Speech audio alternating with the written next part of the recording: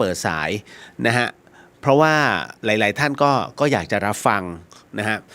คือเนื่องจากว่าเคยคุยกันนะฮะแล้วหลายๆท่านก็บอกว่าเชียงใหม่อะไม่ค่อยกล้าแสดงออกกันนะฮะผมก็บอกว่าจริงๆมันไม่ใช่หรอกเพราะว่าบางทีคุณผู้ฟังหลายๆท่านเนี่ยอาจจะลำดับเรื่องราวไม่เป็นนะฮะ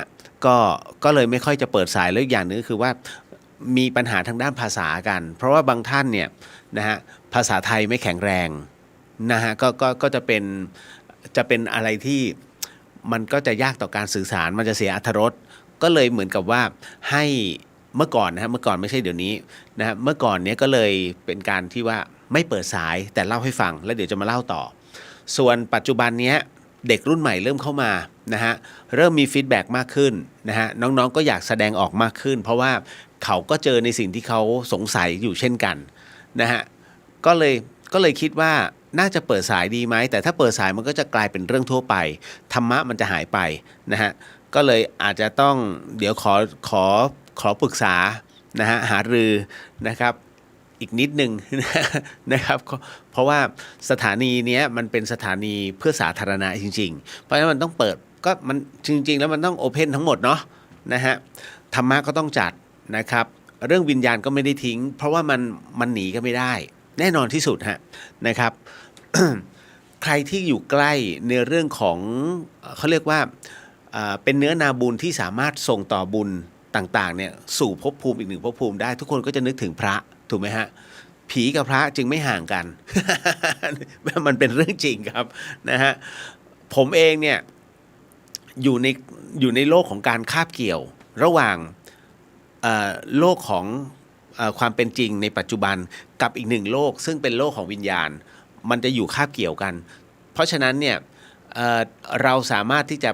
น้อมตรงนี้ฮะให้กับครูบาอาจารย์ได้ในเรื่องของปัญหาต่างๆนะของคุณผู้ฟังเดอะเฮียนเองจึงเป็นอะไรอีกอันหนึ่งที่หลายๆท่านก็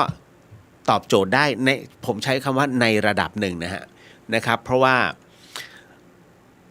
ความคิดเห็นหรือว่าทั้งหมดทั้งมวลนะของแต่ละท่านหรือว่าแต่บุคคลน่ะแต่ละบุคคลน่ะมันไม่เหมือนกันนะครับบางท่านไปหาคำตอบเรื่องราวทางจิตวิญญาณจากครูบาอาจารย์ซึ่งเป็นพระภิกษุ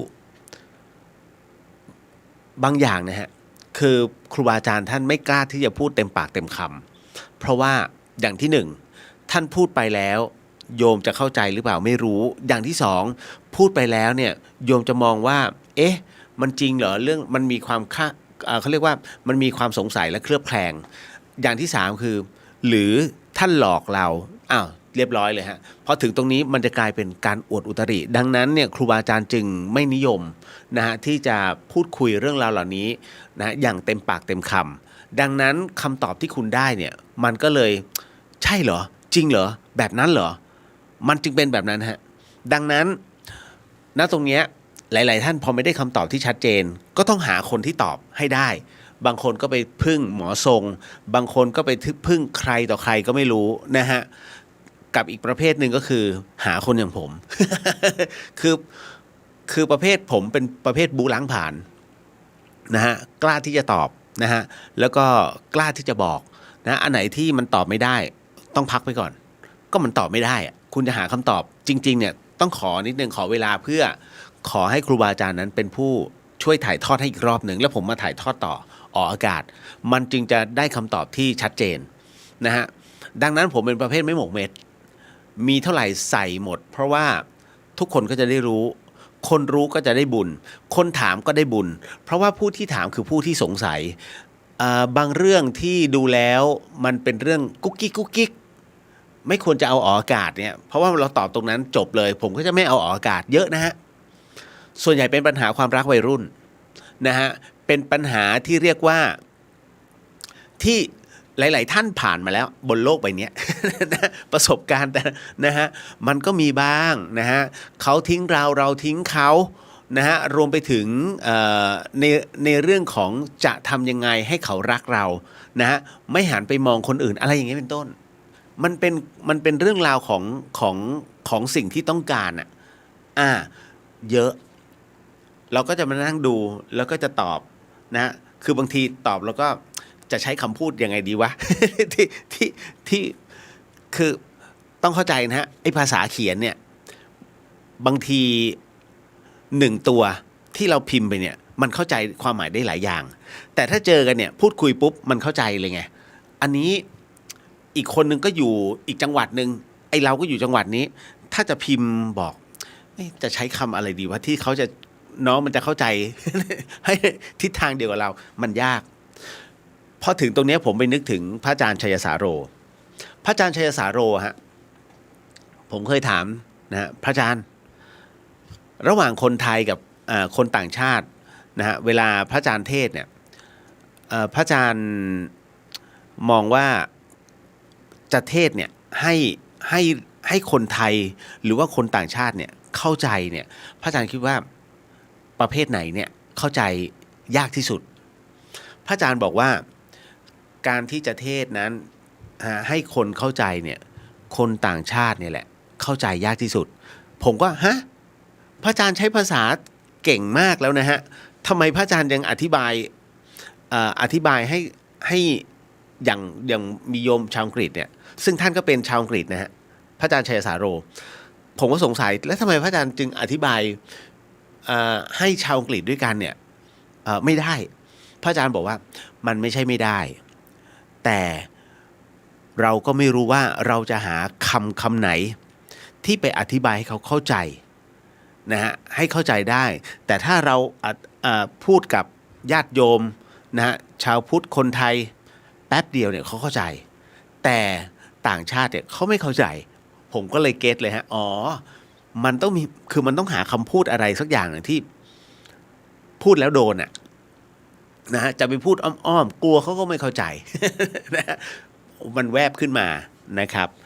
วันนี้ยังคงมีเรื่องราวแล้วก็คำถามอีกพอสมควรนะครับที่ส่งเข้ามานะฮะแล้วก็ยังมีเรื่องราวของพระมาลัยที่บังเอิญว่ามีญาติธรรมประมาณ 2-3 ท่านนิดนึงนะฮะส่วนใหญ่ฟังแล้วแต่ว่าส่วนน้อยเขายังไม่ได้ฟังก็ตามประชาธิปไตยผมต้องให้ส่วนน้อยฟังด้วย หลายคนประชาธิปไตยตรงไหนวะ นะเดี๋ยวเรื่องราวของพระมาลัยนะฮะเดี๋ยวทบทวนให้อีกรอบหนึ่งแล้วกันนะครับเพราะว่าก็เสียดายเพราะผมไม่แน่ใจว่าเป็นช่วงที่พระอาจารย์เปลี่ยนresolution ของภาพหรือเปล่าตอนนั้นที่อธิบายไงแล้วมันขาดตอนนะฮะมันก็เลยทำให้ไปหาฟังต่อเนื่องน่ะไม่ได้ก็เลยเดี๋ยวจะมาเล่าให้ฟังอีกรอบหนึ่งแล้วกันนะครับในเรื่องของพระมาลัยยังมีในเรื่องของอะไรอีกหลายๆอย่างโดยเฉพาะอย่างยิ่งเรื่องหลอนๆมีไหมเรื่องหลอนเนี่ยต้องบอกว่ามีแต่ว่ามันเป็นเชิงคำถามมากกว่านะฮะก็อย่างเช่นทำโถกระดูกแตกนะฮะแล้วก็ยังมีอาการอันหนึ่งที่หลายๆท่านเนี่ยมักจะถามเข้ามานะฮะมันเป็นคุณเคยเจอไหม2 คนนะฮะอยู่ในที่เดียวกันนะฮะแต่อยู่คนละจุดนะฮะเรื่องนี้เดี๋ยวก่อนนะผมเดี๋ยวเรื่องนี้ไว้เล่าตอนหลังเพราะเป็นเรื่องที่เกี่ยวกับหลวงพี่ภัสกรด้วยเช่นกันเดี๋ยวจะมาเล่าให้ฟังตอนที่ท่านยังมีชีวิตอยู่นะฮะแล้วก็ส่วนที่เหลือเดี๋ยวค่อยว่ากันวันนี้เหมือนเดิมนะครับวันนี้เมื่อเช้าได้ไปทำบุญนะครับก็เป็นวันเกิดของคุณหมอวชระนะครับแล้วก็ได้พาคุณหมอไปทำบุญนะไม่ใช่หรอกไม่ใช่พาเขาเรียกว่าร่วมกันไปทำบุญนะฮะ ที่วัดบ้านฟ่อนนะฮะก็ไปกราบนะครับตุจิมแล้วก็โหพัฒนาไปเยอะห่างล้างลาไปประมาณปีนิดเพราะว่าผมไม่ได้เข้าวัดบ้านฟ่อนเลยแต่สัญญากับตุจิมครับผมจะไม่ทอดทิ้ง นะเพราะว่าท่านเป็นพระที่น่ารักแล้วก็มีความกตัญญูกับครูบาดวงดีนะยติโกนะครับซึ่งเรียกว่าถ้าย้อนกลับไปประมาณสัก4 ปีที่แล้วนะฮะนั่นคือท่านจะอายุ105 ปีนะครับเป็นพระผู้ที่มีพรรษามากที่สุดในจังหวัดเชียงใหม่หลวงปู่ครูบาดวงดีนั้นไม่ชอบเรื่องของเจ้ายศเจ้าอย่าง เพราะฉะนั้นพัดยศไม่เอาเลย แต่พออายุครบ100 ปีปุ๊บเนี่ยท่านจะได้พัดยศอัตโนมัติ ส่งมาที่วัดวุฒิราชคือวัดบ้านฟ่อนนะฮะทางขึ้นเสมิงนะฮะตรงหางดงมาถึงปุ๊บเนี่ยหลวงปู่สั่งตู้จิมเอาไว้หัวมุม ตอนนั้นตู้จิมก็เลยทำไมเอามาไว้ตรงนี้ล่ะหลวงปู่ หลวงปู่บอกไม่ยึดติดเนี่ยฮะแล้วก็เลยเอาไว้ตรงหลืบพัดยศท่านเอาไว้ตรงหลืบเลยไม่ให้เอามาโชว์นะครับ ก็คือหลายๆเหตุการณ์ผมก็ไปอยู่ตรงนั้นนะฮะแม้กระทั่งวันที่ท่านละสังขารตอนที่ฉีดฟอร์มาลีนผมก็อยู่ตรงนั้นนะครับก็รักษาธาตุขันธ์ร่างกายรักษารูปขันธ์ของท่านเอาไว้ให้คนได้กราบไหว้ตอนนี้ก็ยังอยู่ที่วัดบ้านฟ่อนนะฮะเหมือนท่านแปะทองจนเหมือนหุ่นเลยเป็นหุ่นเลยนะฮะแข็งตรงนั้นนะฮะสิ่งหนึ่งที่ผมที่มีค่ามากที่สุดนะครับคุณผู้ฟังท่านใดที่มีของขลังที่ผมให้ไปก็คือลูกแก้วนะฮะที่ผมปริ้นภาพของครูบาเจ้าดวงดีนะฮะตรงนั้นเก็บไว้นะฮะเก็บไว้เพราะว่าวันนี้ก็คุยกับหลวงพี่จิมก็บอกว่าโอ้หลวงพี่เนี่ยท่านก็บอกว่าพอจะมีให้สักเม็ดไหมเพราะว่าเป็นลูกแก้วรุ่น2 รุ่นอันนี้คือรุ่นที่1เนี่ยนะฮะหลวงปู่อัดพลังแน่นมากนะฮะตู้จิมก็เลยขอเดี๋ยวผมต้องกลับไปที่ห้องเนี่ยต้องไปดูผมเหลืออยู่ไม่กี่เม็ดบอกตรงๆท่านเหลือไม่เพราะผมแจกแฟนรายการผมทำแค่70 เม็ดนะฮะแล้วให้ท่าน70หรือ80เนี่ยให้ท่านอธิษฐานแล้วจะเขียนเป็นตัวอักษรไว้อักษรขอมนะฮะอักษรนะโมนะฮะเสร็จปุ๊บก็แจกนะฮะแจกไปเรื่อยมันมีประสบการณ์นะเพราะฉะนั้นลูกแก้วของครูบารุ่นที่1เนี่ยนะ ที่สุดแล้ว นะครับเดี๋ยวอันนี้ให้บอกเก็บไว้ดีๆครับผมวันนี้ก็เลยไปทำบุญมาก็โมทนาสาธุนะครับนะฮะแล้วก็จากนั้นก็กลับมาเพื่อที่จะทำสคริปต์ผมยังไม่ได้อ่านลงเสียงให้กับทางครูบาอาจารย์ท่านเลยเดี๋ยวต้องนิดนึงพอดีมีปัญหาเรื่องโทรศัพท์นะครับเอาละเดี๋ยวมาวันนี้ยังคงเหมือนเดิมนะฮะเราก็จะมานั่งเข้าเรียกว่ากรรมฐานน้ำเย็นกันเหมือนเดิมครับนะครับแล้วก็จะนำในส่วนของสมทานศีลเช่นเดิมไม่เปลี่ยนแปลงนะฮะถ้าเปลี่ยนแปลงแล้วแพงแน่เอาละเดี๋ยวนะครับขออนุญาตนิดนึงน้องกุ๊บกิ๊บน้องกุ๊บสวัสดีค่ะพี่เลียวกุ๊บกิ๊บว่าคำถามระหว่างนั่งสมาธิกับเดินจงกรมแบบไหนได้อานิสงส์แรงคะขอบคุณค่ะนะฮะระหว่างนั่งสมาธิกับเดินจงกรมจริงๆแล้วเนี่ยมันไปด้วยกัน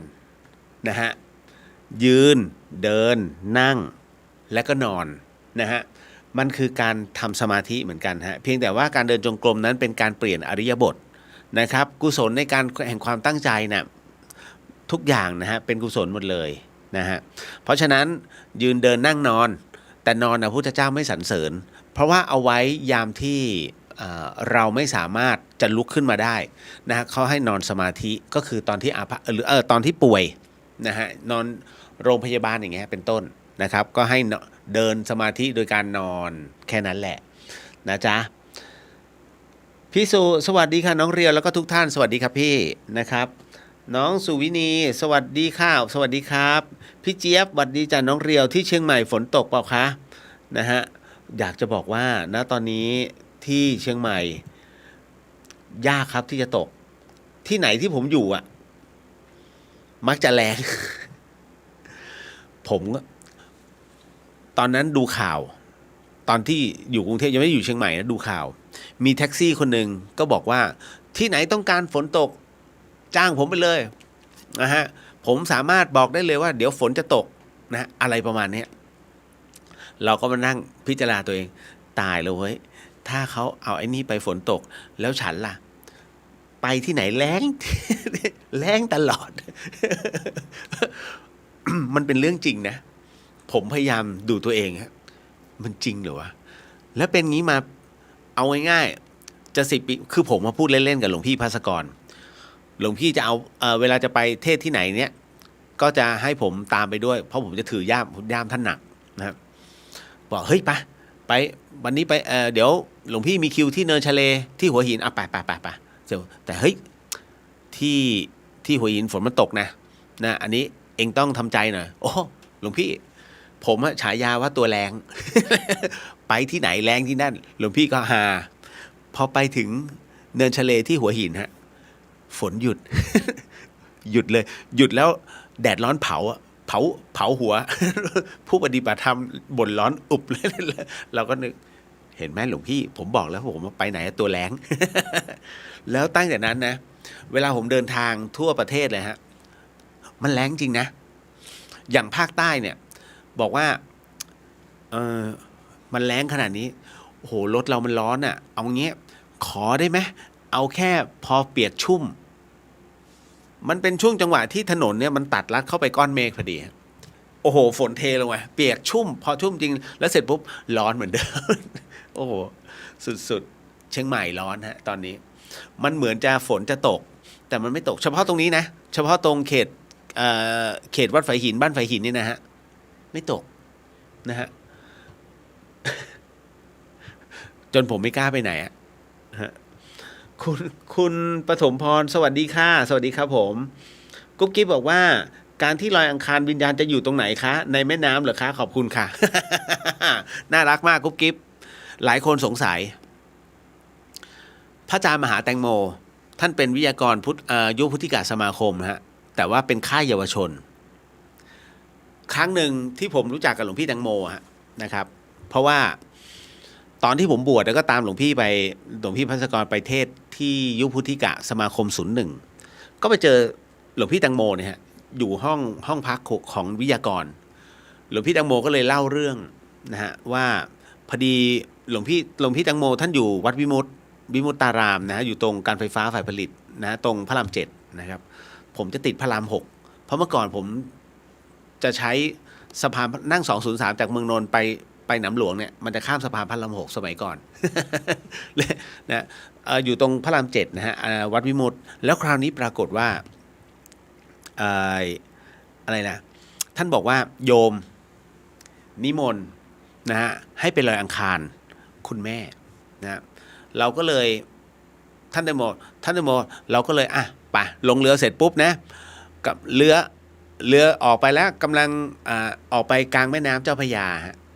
กำลังจะลอยอังคารกำลังสวดทำพิธีอยู่ฮะปรากฏว่ามีเรือเล็กๆอันน่ะเป็นเรือด่วนขนาดเล็กนะ1 เครื่องยนต์นะเป็นเรือหางยาวฟื้มาเทียบหยุดข้างรถแล้วก็มีผู้หญิงคนหนึ่งนะฮะปรากฏว่าคนนี้เป็นลูกสาวคนเล็กของผู้วายชนฮะนะผู้วายชนอยู่ที่ไหนผู้วายชนอยู่ในโถ เตรียมจะลอยอังคารนะเขาบอกว่าท่านเจ้าคะไม่ลอยนะคะไม่ลอยทุกคนก็สงสัยทำไมหลวงพี่แตงโมก็บอกทำไมไม่ลอยล่ะโยมแม่หนูว่ายน้ำไม่เป็นค่ะ ไม่ลอยค่ะไม่ลอยแม่ว่ายน้ำแม่เป็นเท่าไปแล้วนะสรุปแล้วก็ไม่ได้ลอยเพราะลูกสาว1 ในลูกสาวไม่ยอมกลัวแม่จมน้ำ นะฮะแต่จริงๆแล้วเนี่ยเรื่องของเรื่องก็คือว่ากระดูกก็คือธาตุนะครับที่เรามีความเชื่อว่าฝากไว้กับพระแม่คงคาแทนที่จะเอาลงสู่พื้นดินเนาะนะฮะมันก็เป็นความเชื่อนะตรงนั้นแล้วก็อีกอย่างหนึ่งก็ทำให้เหมือนกับเรามีความเชื่อว่าเมื่อลอยอังคารไปแล้วนะครับก็จะไม่มีความทุกข์นะแล้วก็ทำให้ครอบครัวนั้นก็มีแต่ความร่มเย็นด้วยนะฮะมันเป็นความเชื่อนะมันเป็นความเชื่อนะครับคุณนพสวัสดีค่ะคุณเรียวสวัสดีครับผมนะฮะเอาละต่อมาอันนี้บ้างนะครับคุณชัยพลฝนตกหนักมากครับตอนนี้ผู้ว่ากทมบอกว่าคืนนี้หนักสุดโอ้ยเห็นข่าวแล้วครับตั้งแต่เมื่อวานนะผมก็เป็นห่วงนะยังไม่ได้ไลน์ถามพี่สาวเลยว่าคุณแม่เป็นไงนะฮะก็เป็นห่วงเหมือนกันนะฮะ ที่บ้านทางบางซื่อฮะพี่สุวรรณยาสวัสดีค่ะสวัสดีครับพี่คุณจันยาสวัสดีคุณเรียวนนทบุรีฝนตกหนักเหมือนกันค่ะมันตอนนี้มันทุ่มไปทางด้านตั้งแต่ถ้าจำไม่ผิดนะอ่างทองลงมาใช่ไหมนะฮะซัดยาวเลยฮะนะฮะคุณจินชากราบนมัสการเจ้าค่ะสวัสดีคุณเรียวฝนตกหนักมากที่กรุงเทพน้ำท่วมอีกบางจุดที่เชียงใหม่ตกไหมฮะแรง วันนี้ก็ทำท่าเหมือนจะตกเหมือนจะไม่รอดแต่แรงนะครับขอบพระคุณมากครับนะฮะคุณจินชาเป็นธุระให้ในเรื่องของเอ่อ MP3 ในเรื่องของกฎแห่งกรรมของอาจารย์ทอเรียงพิบูลนะฮะคือผมต้องการเอามาเพื่อที่จะอ่านนะฮะว่ามันมีเรื่องบางเรื่องซึ่งผมไม่เข้าใจนะครับแล้วเรื่องกฎแห่งกรรมเนี่ยติดตาผมมาตั้งแต่สมัยเด็กๆอ่ะที่ช่อง7อมตะนะฮะแล้วที่สำคัญหนึ่งในนั้นนะมันมีเรื่องหนึ่งคือเรื่องเงินปากผีอ้าวเดี๋ยวจะกลายเป็นเข้าสู่เรื่องหลอนเก็บไว้ก่อนนะฮะติดไว้ก่อนนะผมเป็นคนที่ลืมง่ายมากนะฮะเวลาพูดอะไรติดไว้เรื่องเงินปากผีนะเดี๋ยวจะเล่าให้ฟังถ้ามีโอกาสท้ายรายการนะครับนะฮะ ขอทักทายก่อนแล้วเดี๋ยวเราไปเข้าสมาธิกันก่อนเนาะเพราะไม่งั้นเดี๋ยวจะฟังเรื่องหลอนเนี่ยมันไม่มีตัวครอบนะฮะอันนี้อ๋อคุณบัวลมนะฮะพี่บัวลมใจแก้วนะครับสวัสดีครับนะฮะคุณจินชาตั้งเพจศิลาเลียวให้น้องๆให้น้องๆไว้อ๋อสมัยก่อนเขามีศิลานีไขปัญหาชีวิตวัยรุ่น นะโอ้ยเยอะอันนี้ยังน้อยนะฮะสมัยที่จัดตอนตี 3ที่คือมีแต่วัยรุ่นถามแต่ปัญหาความรักทำไงดีนะฮะเอาง่ายๆขนาดเขาพลาดกันอ่ะเขายังมาถามอ่ะถามดีว่าไม่ตอนนั้นไม่ได้เปิดออกอากาศไงถ้าเปิดออกอากาศซวยเลยเลียว หนูจะไปหาที่ได้ที่ไหนคะโอ้ยตายแล้วมาถามสถานีศาสนา นะพี่วรันทรสวัสดีค่ะคุณเลียวสวัสดีครับนะฮะพี่บุญลมวันนี้ได้ฟังสดค่ะนะฮะขอบพระคุณครับพี่นะฮะก็เปิดโอกาสฮะช่วงนี้ก็สดเดี๋ยวพรุ่งนี้ถ้าใครง่วงก็หลับได้แล้วพรุ่งนี้ค่อยว่ากันนะฮะเพราะผมเข้าใจครับว่าด้วยรายการนะมันดึกเราจะรู้กลุ่มเป้าหมายฮะว่าลิมิตตามอายุ แค่ไหน ต้องพักผ่อนนะต้องพักผ่อน นะฮะคุณจันจรัสสวัสดีจ้าถามว่าคนมีอายุ90นั้นมองเห็นใครๆที่ตายไปแล้วมาหามองเห็นปลาว่ายบนฟ้ามองเห็นคนแต่งตัวลิเกบ้าง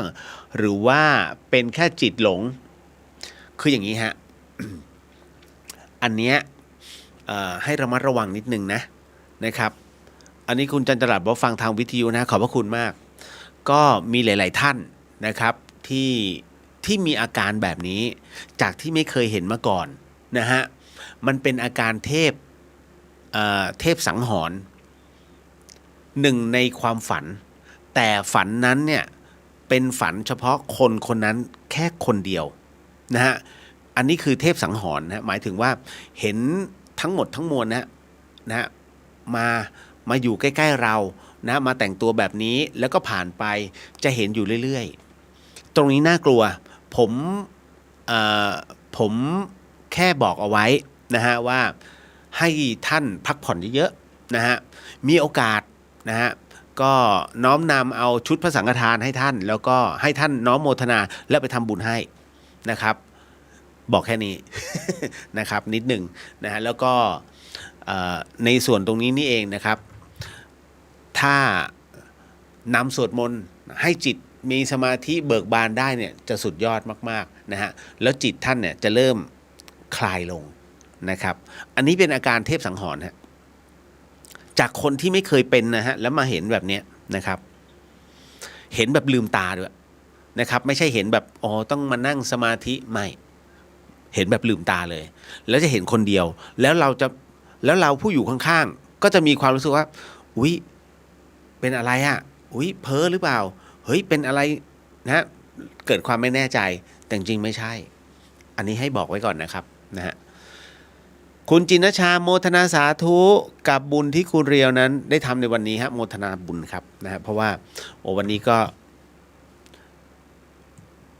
ไปน้อมถวายเทียนพรรษาตุจิมท่านด้วยนะครับคุณนกสวัสดีครับกำปุงเองกำปุงสารพีหายไปเลยนะคุณเจชางั้นคุณเรียวช่วยขึ้นกรุงเทพด่วนน้ำท่วมแล้วค่ะ สัปดาห์หน้าฮะเพราะผมมีคิวฉีดวัคซีนเข็ม4วันที่28วันเฉลิมพอดีนะฮะก็ต้องลงวัน26อ่ะแล้วต้องพักผ่อน27ก็คือต้องเตรียมตัวไงแล้ว28ฉีดวัคซีนนะฮะ29ดูอาการ30ส่งหลานนะฮะ แล้วค่อยกลับขึ้นมานะประมาณสักวันที่3วันที่4นะฮะเพราะว่าวันที่8ผมมีงานอีกนะฮะคุณจันสวัสดีค่ะสวัสดีครับผมนะฮะต้องให้ผู้ว่าทำหนังสือ ขอเชิญนายคนนี้ขึ้นมาที่กรุงเทพหน่อยครับ เดี๋ยวเอาจริงนะตอนที่อยู่กรุงเทพฝนไม่ตกเป็นเรื่องจริงพอออกมาจากกรุงเทพเนี่ยเอาละเดี๋ยวมีพายุเดี๋ยวนู่นเข้านี่เข้าผมอยู่กรุงเทพเนี่ยรู้สึกตกที่บ้านเนี่ยครั้งเดียวตกหนักเลยนะฮะแต่ตอนที่ลงกลับไปกรุงเทพอะเชียงใหม่ฝนตกหนักมากตอนนั้น คุณมุนาโมทนาบุญจ้านะครับ กุ๊กกิ๊บบอกว่าข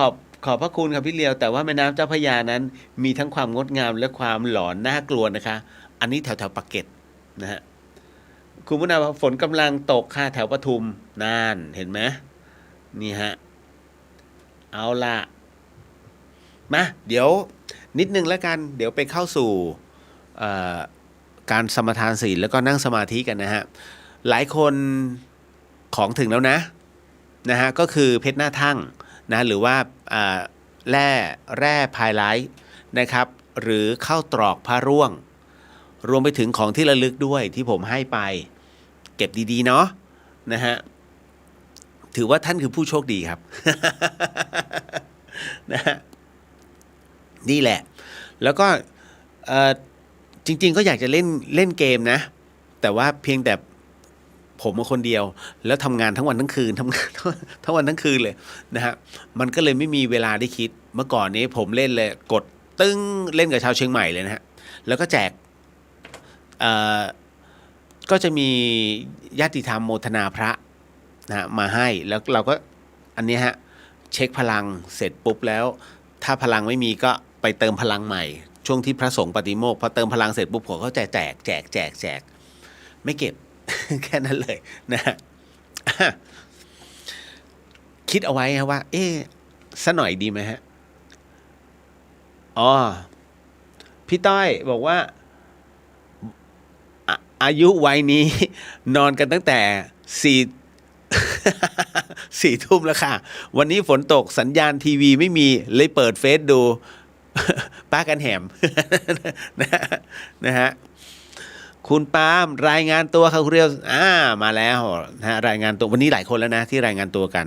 นะครับคุณนัทสิทธิ์สวัสดีครับพี่เรียวสวัสดีครับผมคุณปาล์มมุทนาสาธุกับความดีที่คุณเรียวทำค่ะก็ทำบุญนะฮะทำบุญดีกว่า คุณชาตรีสวัสดีจะตายแล้วไม่ใช่คุณสาธุพระอาจารย์ ไม่ผมมองไปแป๊บหนึ่งพอท่านบอกสวัสดีจากรัสเซียตายแล้วเว้ย กราบนมัสการครับพระอาจารย์ชาตรีฮะ นะโอ้โหไปไม่เป็นเลยพระอาจารย์มาทักนะฮะก็ตัวแทนหลวงพี่ภัสกรครับนะฮะในเรื่องของการถามตอบนะฮะเดี๋ยววันนี้นะครับ โอ้เขินพระอาจารย์เลย เข้ามาทักในเฟซนะฮะเล่นเอาสะดุ้งเลยนะฮะ ก็ไม่เป็นไรมีครูบาอาจารย์อยู่ด้วยแล้วโอ้โหอึ้งเอาไม่คืออย่างนี้เดี๋ยวอีกสักครู่หนึ่งนะฮะเราก็จะทำการ เข้ากรรมฐานนะเรียกว่าเป็นกรรมฐานน้ำเย็นผมก็จะบอกว่ากรรมฐานน้ำเย็นเนี่ยผมแค่เป็นผู้ถ่ายทอดมิใช่ครูสมาธิยังไม่อาจเอื้อมฮะแล้วก็เป็นผู้ที่เรียกว่านำเอาสิ่งที่ครูบาอาจารย์นั้นน่ะท่านได้สั่งสอนมาเนี่ยถ่ายทอดตามนะฮะเพราะฉะนั้นเจ้าของในเรื่องของกรรมฐานน้ำเย็นก็คือหลวงพ่อเยื้อนขันติพโรนะครับผู้ซึ่งถือได้ว่าเป็นผู้ที่หลวงปู่ดูลนั้นนะฮะยกนิ้วให้รวมไปถึงหลวงตามหาบัวยานสัมปันโนก็ยกนิ้วให้ในเรื่องของการเข้ากรรมฐานนะครับดังนั้นณตรงนี้วันนี้เราจะนั่งกันแค่3นาทีพอนะเป็นสมาธิเบื้องต้นเป็นคณิกาสมาธิซึ่งณตรงนี้เราก็จะค่อยๆทำให้มันว่างลงคุณผู้ฟังที่ฟังทาง FM 104.50 MHz นะฮะรวมไปถึงน้องๆที่ฟังอยู่ในช่วงของในส่วนของ Facebook ของวัดไฟหินก็ตามนะฮะท่านใดที่ยังไม่เคยปฏิบัติหรือว่าอยากจะทดลองว่ากรรมฐานที่เข้าได้ภายใน1นาทีนั้นเขาทำกันยังไงมีน้ำเย็น1แก้วครับนะฮะให้เตรียมเอาไว้ก่อนเดี๋ยวผมจะขออนุญาตในเรื่องของ พระอาจารย์บอกคิดถึงท่านภาสกรครับนะสาธุพระอาจารย์เข้ามาเมตตา ทักทายก็ดีใจเลยฮะผมเล่าเรื่องที่พระอาจารย์โดนพวกผีดิบที่เซนต์ปีเตอร์สเบิร์กออกอากาศหลายรอบแล้วฮะ วันนี้พระอาจารย์ท่านมานั่งเลย นะแล้วก็อันนี้น้องศิริลักษณ์นะครับสวัสดีครับพี่เลียวสวัสดีครับผมนะฮะคุณสจีสวัสดีครับคุณเรียวสวัสดีครับนะฮะพร้อมหรือยังนะครับถ้าพร้อมแล้วเดี๋ยวผมจะนำในเรื่องของการสมาทานศีลก่อนนะครับแล้วหลังจากนั้นเราก็จะมาเข้าสู่ในเรื่องของกรรมฐานน้ำเย็นกันนะฮะเพราะฉะนั้นอย่างที่ผมเปรยเอาไว้ว่าเราหนึ่งดวงจิตในการเข้าสมาธิไม่เคยเข้าเลยแต่ถ้ามันว่างขึ้นมาด้วยเจตนาของเรานะแล้วเราสามารถทำได้จริงๆดวงจิตเล็กๆของทุกท่านเนี่ยมันรวมกันอาจจะเท่าแค่ลูกมะนาวแต่ถ้าลูกมะนาวเสร็จปุ๊บเนี่ยฮะถามว่ามันมีพลังไหมลองเอาลูกมะนาวเนี่ยไปยิงหัวใครสักคนหนึ่งเนี่ยมันก็มีความรู้สึกดังนั้นถ้ามันต้องใหญ่ได้แค่นั้นจริงๆเราก็สามารถอธิษฐานสิ่งอื่นๆที่ตามมาได้ตามความรู้สึกของจิตนั้นจะไปกระทบได้นะครับเพราะฉะนั้นการนั่งสมาธิแบบนี้เป็นหมู่ๆอย่างเงี้ยมันจึงมีพลังมากเพียงแค่ช้างกระดิกหูงูแลบลิ้นอันนี้สูงมากครับดังนั้นนะตรงนี้นะครับก็เลยอยากจะเชิญชวนผมชวนทำความดีผมชวนทำสมาธิไม่ต้องเสียเงิน นะฮะเพียงแค่เสียเวลากล้าหรือเปล่าแค่3นาทีสำหรับการเข้าสมาธิให้มันว่างที่สุดแล้วก็เลี้ยงดวงจิตให้เขาอยู่ตรงนั้นให้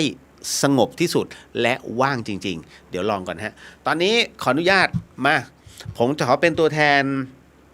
นะฮะเหล่ากัลยาณมิตรนะครับทั้งหมดทั้งมวลนั้น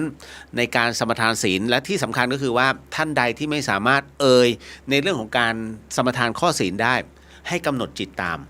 นะครับเพราะฉะนั้นถ้าพร้อมแล้วพนมมือเนาะเอาละครับเดี๋ยวผมขออนุญาตเป็นตัวแทนฮะตั้งนะโม3จบนะครับเดินจิตตามก็ได้ครับนะโมตัสสะภะคะวะโตอะระหะโตสัมมาสัมพุทธัสสะนะโมตัสสะภะคะวะโตอะระหะโตสัมมาสัมพุทธัสสะนะโมตัสสะภะคะวะโตอะระหะโตสัมมาสัมพุทธัสสะพุทโธธัมโมสังโฆศีลข้อ1ไม่ฆ่าสัตว์ศีลข้อ2ไม่ลักทรัพย์ศีลข้อ3ไม่ประพฤติผิดในกามศีลข้อ4ไม่พูดเท็จศีลข้อ5ไม่ดื่มสุราและของมึนเมาบัดนี้ข้าพเจ้าตั้งใจรักษาศีลแล้วบัดนี้ข้าพเจ้าคือผู้มีศีลข้าพเจ้าผู้มีศีลละอายต่อการทำความชั่วกลัว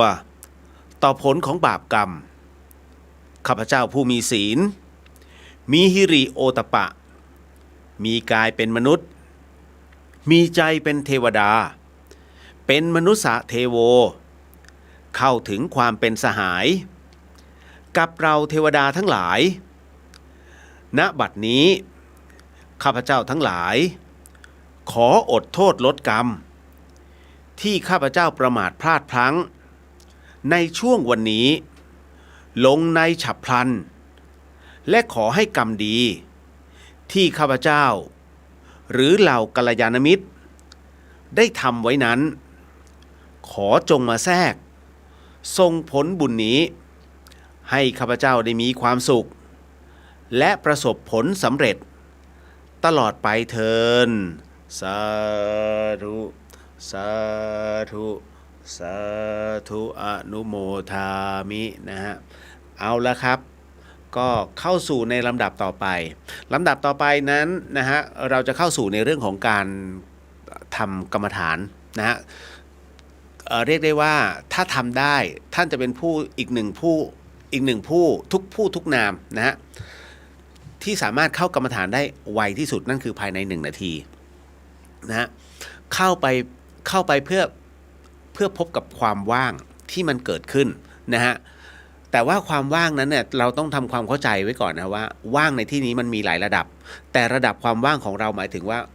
ว่างจากสิ่งที่มันเคยวุ่นวายกระทบมาแล้วทั้งวันนะอันนี้ผมขออธิบายก่อนนะให้กับน้องๆนะฮะเรียกว่าเป็นน้องใหม่ ที่เพิ่งจะเริ่มทำนะฮะเพราะฉะนั้นเราจะทิ้งทุกอย่างนะไม่ว่าจะเคยการทะเลาะเบาะแว้งความเครียดในเรื่องของการเรียนหรือว่าสิ่งต่างๆที่มันมากระทบอารมณ์ของเรานะฮะกระทบความรู้สึกของเราตลอดทั้งวันเดี๋ยวผมจะค่อยๆบอกขั้นตอนต่างๆเพื่อที่จะสามารถสลัดตรงนั้นออกไปได้นะฮะท่านใดที่เคยฝึกในเรื่องของสมาธิมาอยู่แล้วอันนี้ตามจริตนะครับของแต่ละบุคคลนะฮะท่านจะเป็นพุทโธพองยุบนะฮะหรือว่าจะเป็นในเรื่องของนามาพัทะหรือว่าสัมมาอรหังได้หมดแต่นั้นคือท่านผ่านมาแล้วไม่เป็นไรจริตท่านถูกตรงไหนให้ฝึกตรงนั้นต่อไปแต่ท้ายที่สุดแล้วเราขึ้นเขาเพื่อจะไปสู่ยอดเขาเราขึ้นคนละทางแต่ยอดมันที่เดียวกันดังนั้นท้ายที่สุดแล้วมันจะไม่มีการบริกรรมอีกแล้วมันจะพบกับความว่างดังนั้นนะตรงนี้นะฮะผมจึงอยากให้หลายๆท่านที่กำลังจะฝึกนะตอนนี้ให้พบกับความว่างทันทีโดยไม่ต้องบริกรรมลองทดลองนะฮะให้มีน้ำเย็น1 แก้วตอนนี้เลยฮะมีน้ำเย็นอยู่นะหลังจากนั้นเดี๋ยวจะให้สัญญาณนะครับให้ท่านดื่มทันทีลงไป1 แก้วนะครับส่วนผู้ที่ไม่ได้ดื่มไม่ใช่เขาว่าไม่ได้เตรียมนะฮะแต่น้ำแก้วของเขาเนี่ยมันไปรออยู่ที่จุดที่เขากำลังจะเดินสมาธิเป็นที่เรียบร้อยแล้วนะครับดังนั้นไม่ต้องไปห่วงคนที่เขาฝึกมาแล้วนะครับเพราะว่าแค่กำหนดเย็นมันจะเย็นทันทีตอนนี้5:46 นาทีเราจะถอนสมาธิกันช่วง50เนาะถ้าพร้อมแล้วตอนนี้ดื่มน้ำครับดื่มทั้งแก้วเลยฮะดื่มไปดื่มอึกพรวดเดียวเลยฮะค่อยๆเดี๋ยวสำลักใจเย็นๆนะฮะขออนุญาตในการบรรยายนะเพราะว่าอันนี้มันเป็นการออกอากาศผ่านสถานีวิทยุมันไม่สามารถจะ ทำให้เดดแอร์ได้เมื่อดื่มไปแล้ววางแก้วลงครับแล้วก็เข้าสู่ท่าในการนั่งสมาธินั่งแบบไหนนั่งสมาธินั่งสบายๆพระพุทธเจ้าไม่เคยกำหนดนะว่าจะต้องนั่งขัดสมาธิแม้ว่าการนั่งเข้าขัดสมาธิหรือว่าขัดสมาธิมันชื่อสมาธิก็จริงแต่ถ้านั่งแล้วเกานู่นเกานี่ไม่ใช่เอาที่เราสบายที่สุดนะฮะพ่ออุ้ยแม่อุ้ยก็เอาตามสบายคราวนี้เรามาดูว่าความเย็นนั้นมันลงไปตรงไหนฮะมันผ่านเข้ามาที่คอผ่านเข้ามาที่ลิ้นปี่ผ่านเข้าไปที่สะดือมันไปหยุดตรงไหนฮะมันจะไปหยุดตรงท้องน้อยนะฮะใครที่มันยังไม่หยุดตรงท้องน้อยเข็นมันลงไปให้ได้นะครับสังเกตอย่างหนึ่งว่าความเย็นมันพุ่งเป็นแนวตรงถูกไหมฮะเอาละครับทั้งที่ลำไส้มันคดนะครับหลับตาลงนะครับจากนั้นนะเรารู้แล้วใช่ไหมความเย็นอยู่ตรงไหนคราวนี้เอาสติลงไปเข้าไปจับไปที่ความเย็นครับความเย็นคือโจรนะครับสติของเราเนี่ยฮะตามไป ตามมันลงไปจับที่ความเย็นสติคือตำรวจนะฮะเมื่อเข้าไปแล้วเราจับให้มันอยู่ตรงนั้นคราวนี้มันคือสมาธิดังนั้นเมื่อเป็นสมาธิแล้วความว่างเกิดขึ้นนะครับความว่างจะเกิดขึ้นมันจะไปจับที่ความเย็นทันทีฮะตอนนี้ตัวสมาธิของเรา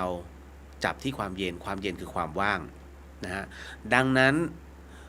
เมื่อความว่างมันเข้ามาแล้ว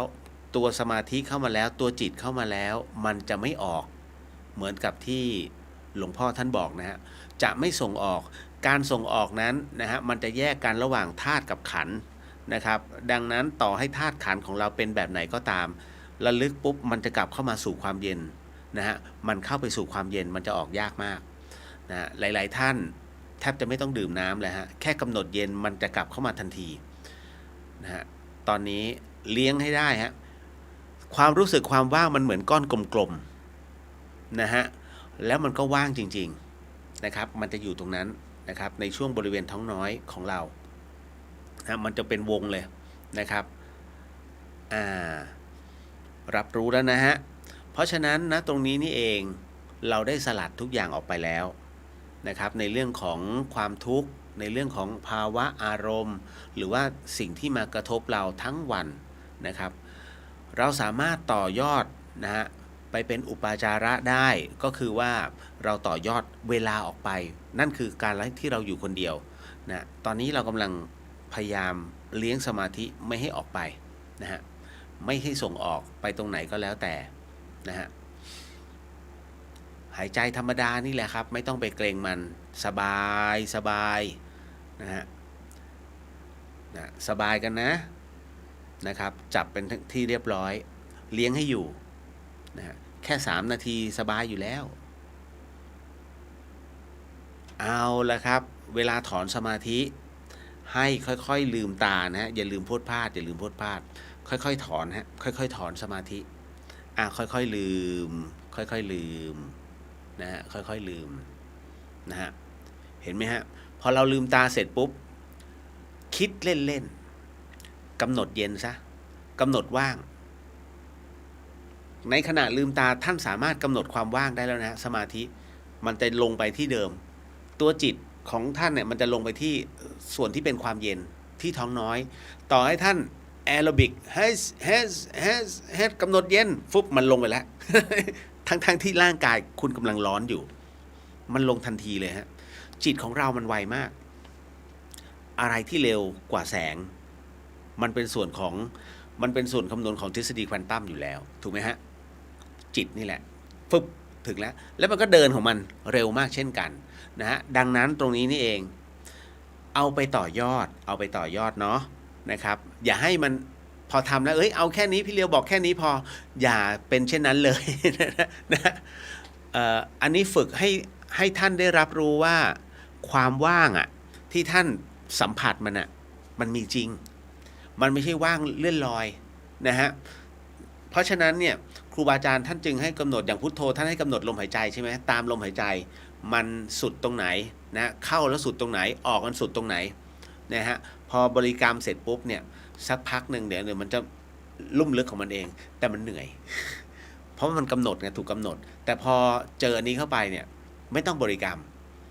มันมีความเย็นเป็นที่ตั้งอยู่แล้วเป็นกุศโลบายแล้วตัวจิตมันเข้าไปจับมันก็เลยเป็นความว่างเราจึงรับรู้ว่ามันคือความว่างแต่ความว่างนั้นมันเป็นความว่างที่จริงแท้หรือเปล่าพิจารณาเอานะฮะเพราะผมบอกไปแล้วมันแค่สลัดทุกอย่างออกเพราะความว่างมันมีหลายอย่างนะฮะเรียบร้อยเก็ตนะ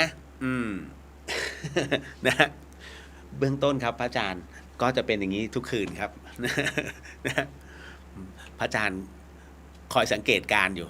นะฮะคุณผู้ฟังครับ อย่างที่ผมบอกทุกคืนก็จะมีอันนี้ที่ผมมักจะพูดเสมอว่าท่านใดที่อยู่ต่างศาสนากันก็สามารถทำได้นะฮะอย่างเมื่อคืนก็มีนะครับคืนก่อนก็มีนะครับก็เป็นชาวคริสต์ที่มาทดลองตรงนั้นพระอาจารย์ชาตรีครับผมก็เลยนำคำพูดพระอาจารย์เนี่ยเคยมาเอาออกอากาศนะครับบอกว่าในกรณีของปูติน นะฮะหลายๆคนนั้นมีความสงสัยนะว่าประธานาธิบดีปูตินของรัสเซียนั้นนะมักจะหลายคนคือข่าวของประเทศไทยบอกว่าพระอาจารย์ชาตรีทำให้ท่านปูตินนั้นหันมานับถือศาสนาพุทธจริงๆแล้วไม่ใช่พระอาจารย์บอกเองไม่ใช่ฮะท่านปูตินถือคริสต์แต่ท่านปูตินสนใจในเรื่องของสมาธิของเราเนี่ยฮะชาวตะวันออกนะฮะพระอาจารย์ก็เลยสอนนะฮะแค่นั้นเลยมีแค่นั้นเพราะฉะนั้นสมาธิเนี่ยนะฮะหรือว่าการเข้าคอร์สเมดิเทชันทั้งหลายเนี่ยมันจึงทำให้คนทั่วโลกหันมามองประเทศไทยพม่านะฮะอินเดียนะฮะเป็นสิ่งสำคัญที่สอนในเรื่องของสมาธิอันนี้ต้องเข้าใจนะแต่มันแปลกตรงที่คนไทยไม่ค่อยคือมักจะมองข้ามของดีอันนี้ไม่แปลกใจฮะเรื่องราวแบบนี้นะฮะอย่างกรณีผมยกตัวอย่างขององค์หลวงปู่ดุลอตุโลนะฮะที่สุรินทร์นะฮะผมยกตัวอย่างน้องสาวผมเลยกันสุรังคณาสุนทรพนาเวศตาไม่ว่านะถ้าเอ่ยชื่อออกอากาศ ทราบใช่ไหมฮะตาก็คือดารานะฮะสุรังคณานะฮะสุรังคณาเนี่ยบ้านอยู่ด้านหน้าวัดบุพารามนะฮะห่างจากบุพารามแค่สัก50 เมตรคือเดินจากริมถนนแล้วเดินเข้าประตูวัดเนี่ยถึงหลวงปู่ดุลแล้วตาบอกว่าพอสิ้นหลวงปู่ดุลไปได้หลายปีอยู่สุรังคณาเพิ่งจะมาบอกว่าพี่รู้ไหมไม่คือผมไปส่งน้องเขาที่บ้านนะฮะพี่รู้ไหมพี่เลียวหลวงปู่อ่ะท่านเป็นพระสุปฏิมโนหนูไม่เคยรู้เลยหนูไม่เคยเดินเข้าไปเลยเขาเรียกเนี่ยใกล้เกลือกินด่างเนี่ยจนกระทั่งปัจจุบันเนี่ยต้องมานั่งชดใช้บรรยายธรรมไปเรื่อยเจ้าตาสุรังคณานะฮะก็เป็นอีกอันนึงผมถึงได้บอกว่าลองดูเล่นๆไม่เห็นเป็นไรนะฮะก็ไม่เสียหายอะไรถูกไหมฮะแค่นั่งหลับตาแล้วก็ลองดูซิว่าไอ้สิ่งที่ผมบอกอะนะฮะมันดีหรือเลวเพราะทุกอย่างคือหลักกรรมสูตรนะคุณพระพุทธเจ้านั้นท่านมิได้ให้เชื่อแต่จงทำในสิ่งที่คิดว่ามันเป็นกุศลจงเชื่อในสิ่งนั้นเมื่อทำแล้วรู้สึกว่าเป็นกุศลกับตัวเรานะฮะทำสิ่งนั้นจงเชื่อสิ่งนั้นว่าเป็นสิ่งที่ดีนะเพราะฉะนั้นแม้กระทั่งในเรื่องของพระไตรปิฎกท่านก็ไม่เชื่อนะฮะเรื่องเล่าที่เล่าสืบต่อกันมา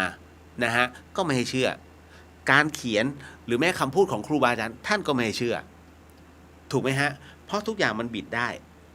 เพราะฉะนั้นเนี่ยต้องลองดูทั้งหมดเป็นอันจบเรื่องราวตรงนี้เนาะนะฮะเดี๋ยวจะมาเล่าเรื่องกันต่อนะฮะอย่างเรื่องราวของหลวงพี่ภัสกรที่อยู่มาทีเดียว2 ที่เหมือนกันกับคำถามเช่นกันนะฮะว่าเฮ้ยเป็นไปได้เหรอว่าคน2 คนมันจะอยู่ในที่เดียวกันในเวลาเดียวกันได้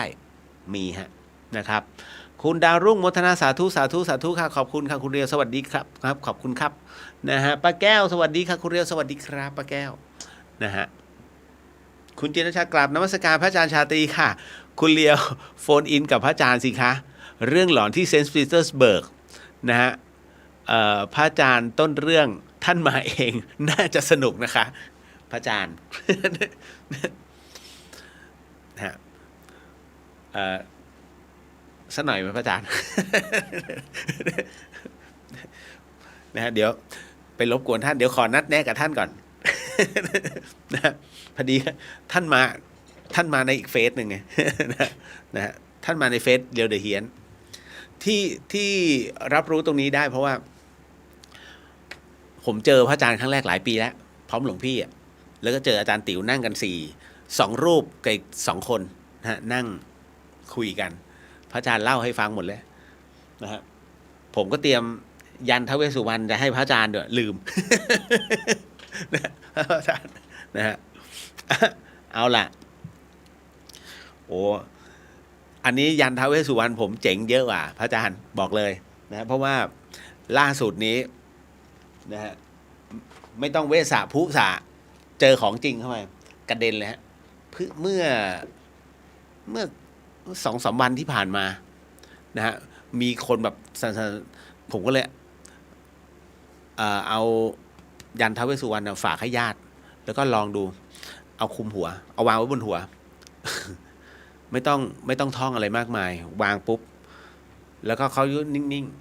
ๆแล้วก็เข่าอ่อนไปนิดนึงประคองเสร็จปุ๊บก็หาย ก็เหมือนกับว่าโดนไงโดนนะฮะอันนี้เข้าใจไอ้ประเภทแบบผีเข้าแล้วก็สลบไปนี่ดูก่อนนะว่าใช่ปะ นะคือประเภทดูหนังมากก็มีบางที่ก็มันไม่จำเป็นต้องสลบนะคุณเวลามันออกเลยนะฮะเข้ายังไม่เห็นต้องสลบเลยนะฮะอ่ะมาตอบเรื่องราวของเดอะเฮียนบ้างจากคำถามมากมายเมื่อกี้ก่อนเข้ารายการก็ถามมานะฮะว่าเรื่องของการกรวดน้ำเนี่ยสามารถส่งบุญที่เราทำเดี๋ยวนะแป๊บหนึ่งอันนี้เครื่องนี้นะฮะออกอากาศไม่เป็นไรเนาะชื่อนะครับคุณจิตจำแรงบอกว่าคุณเรียวการทำบุญแต่ละครั้งจำเป็นไหมต้องกรวดน้ำนะฮะเหมือนฟังคลิปคุณเรียวต้องมากรวดน้ำไหมอันนี้อันนึงนะฮะแล้วคำถามนะฮะที่ผมก๊อปมาก็คือว่าการกรวดน้ำนั้นสามารถส่งบุญที่เรา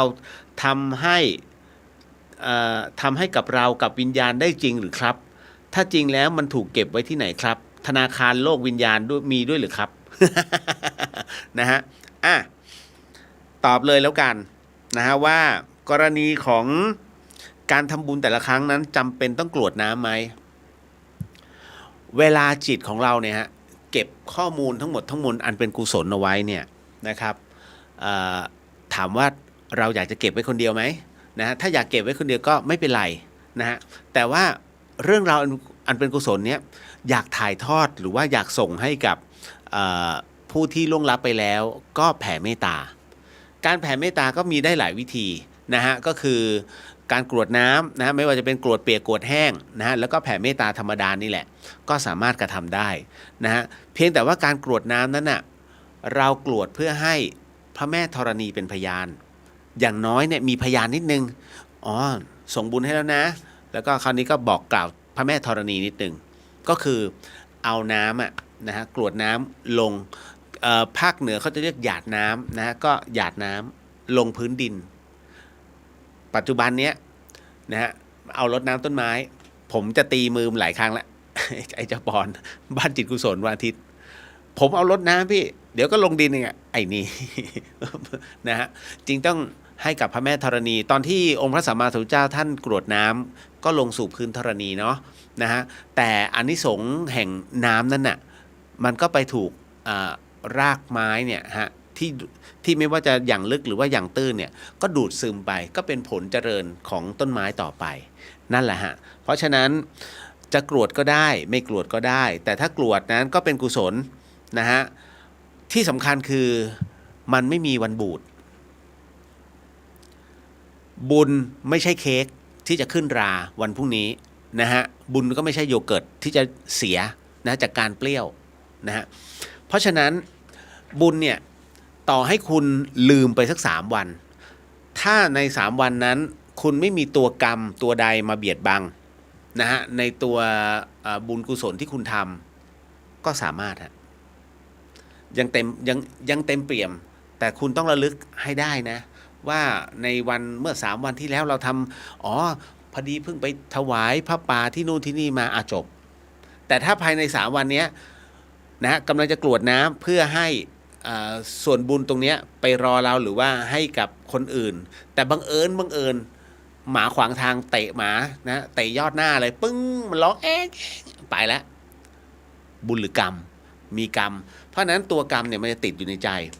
คนเรานะฮะทำชั่ว1 ครั้ง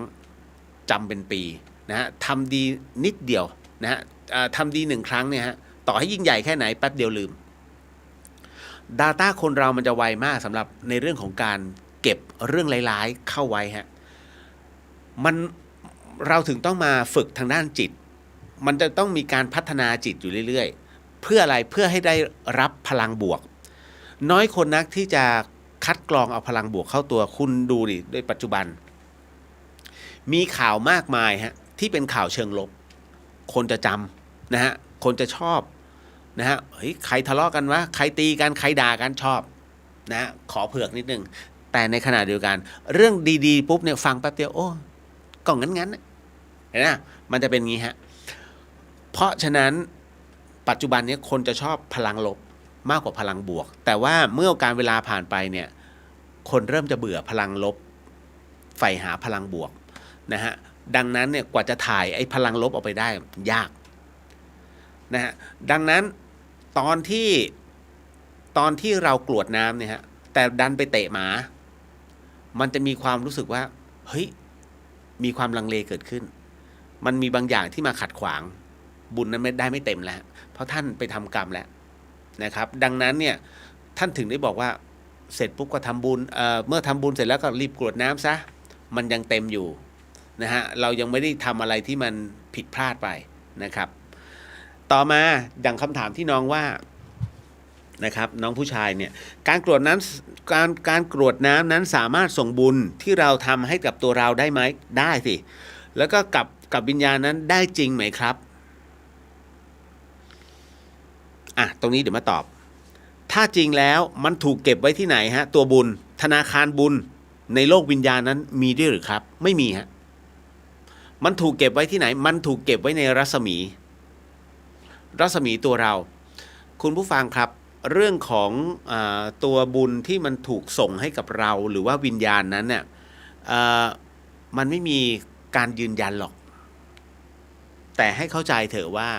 ทั้งหมดทั้งมวลมันมีที่มาที่ไปผมยกตัวอย่างเช่นบุคคลที่ตายแล้วฟื้นท่านหนึ่งแล้วกันฮะมาออกรายการตีสิบนะฮะพี่ผู้หญิงคนหนึ่งบอกว่า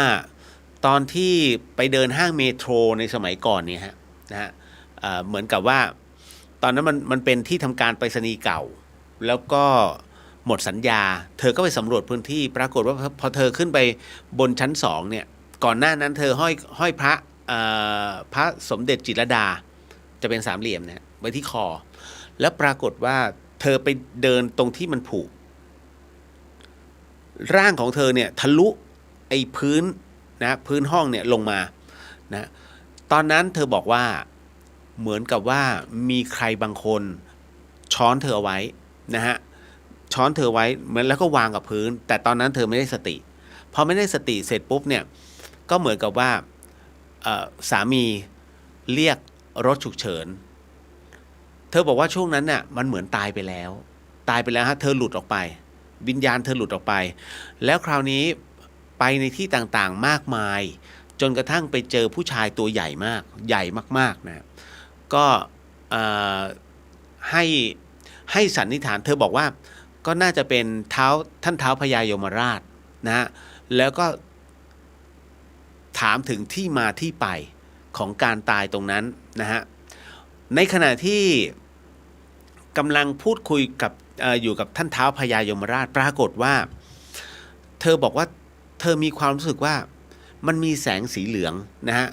อยู่ๆลอยมาแสงสีเหลืองนั้นเนี่ยรับรู้ได้ถึงความอิ่ม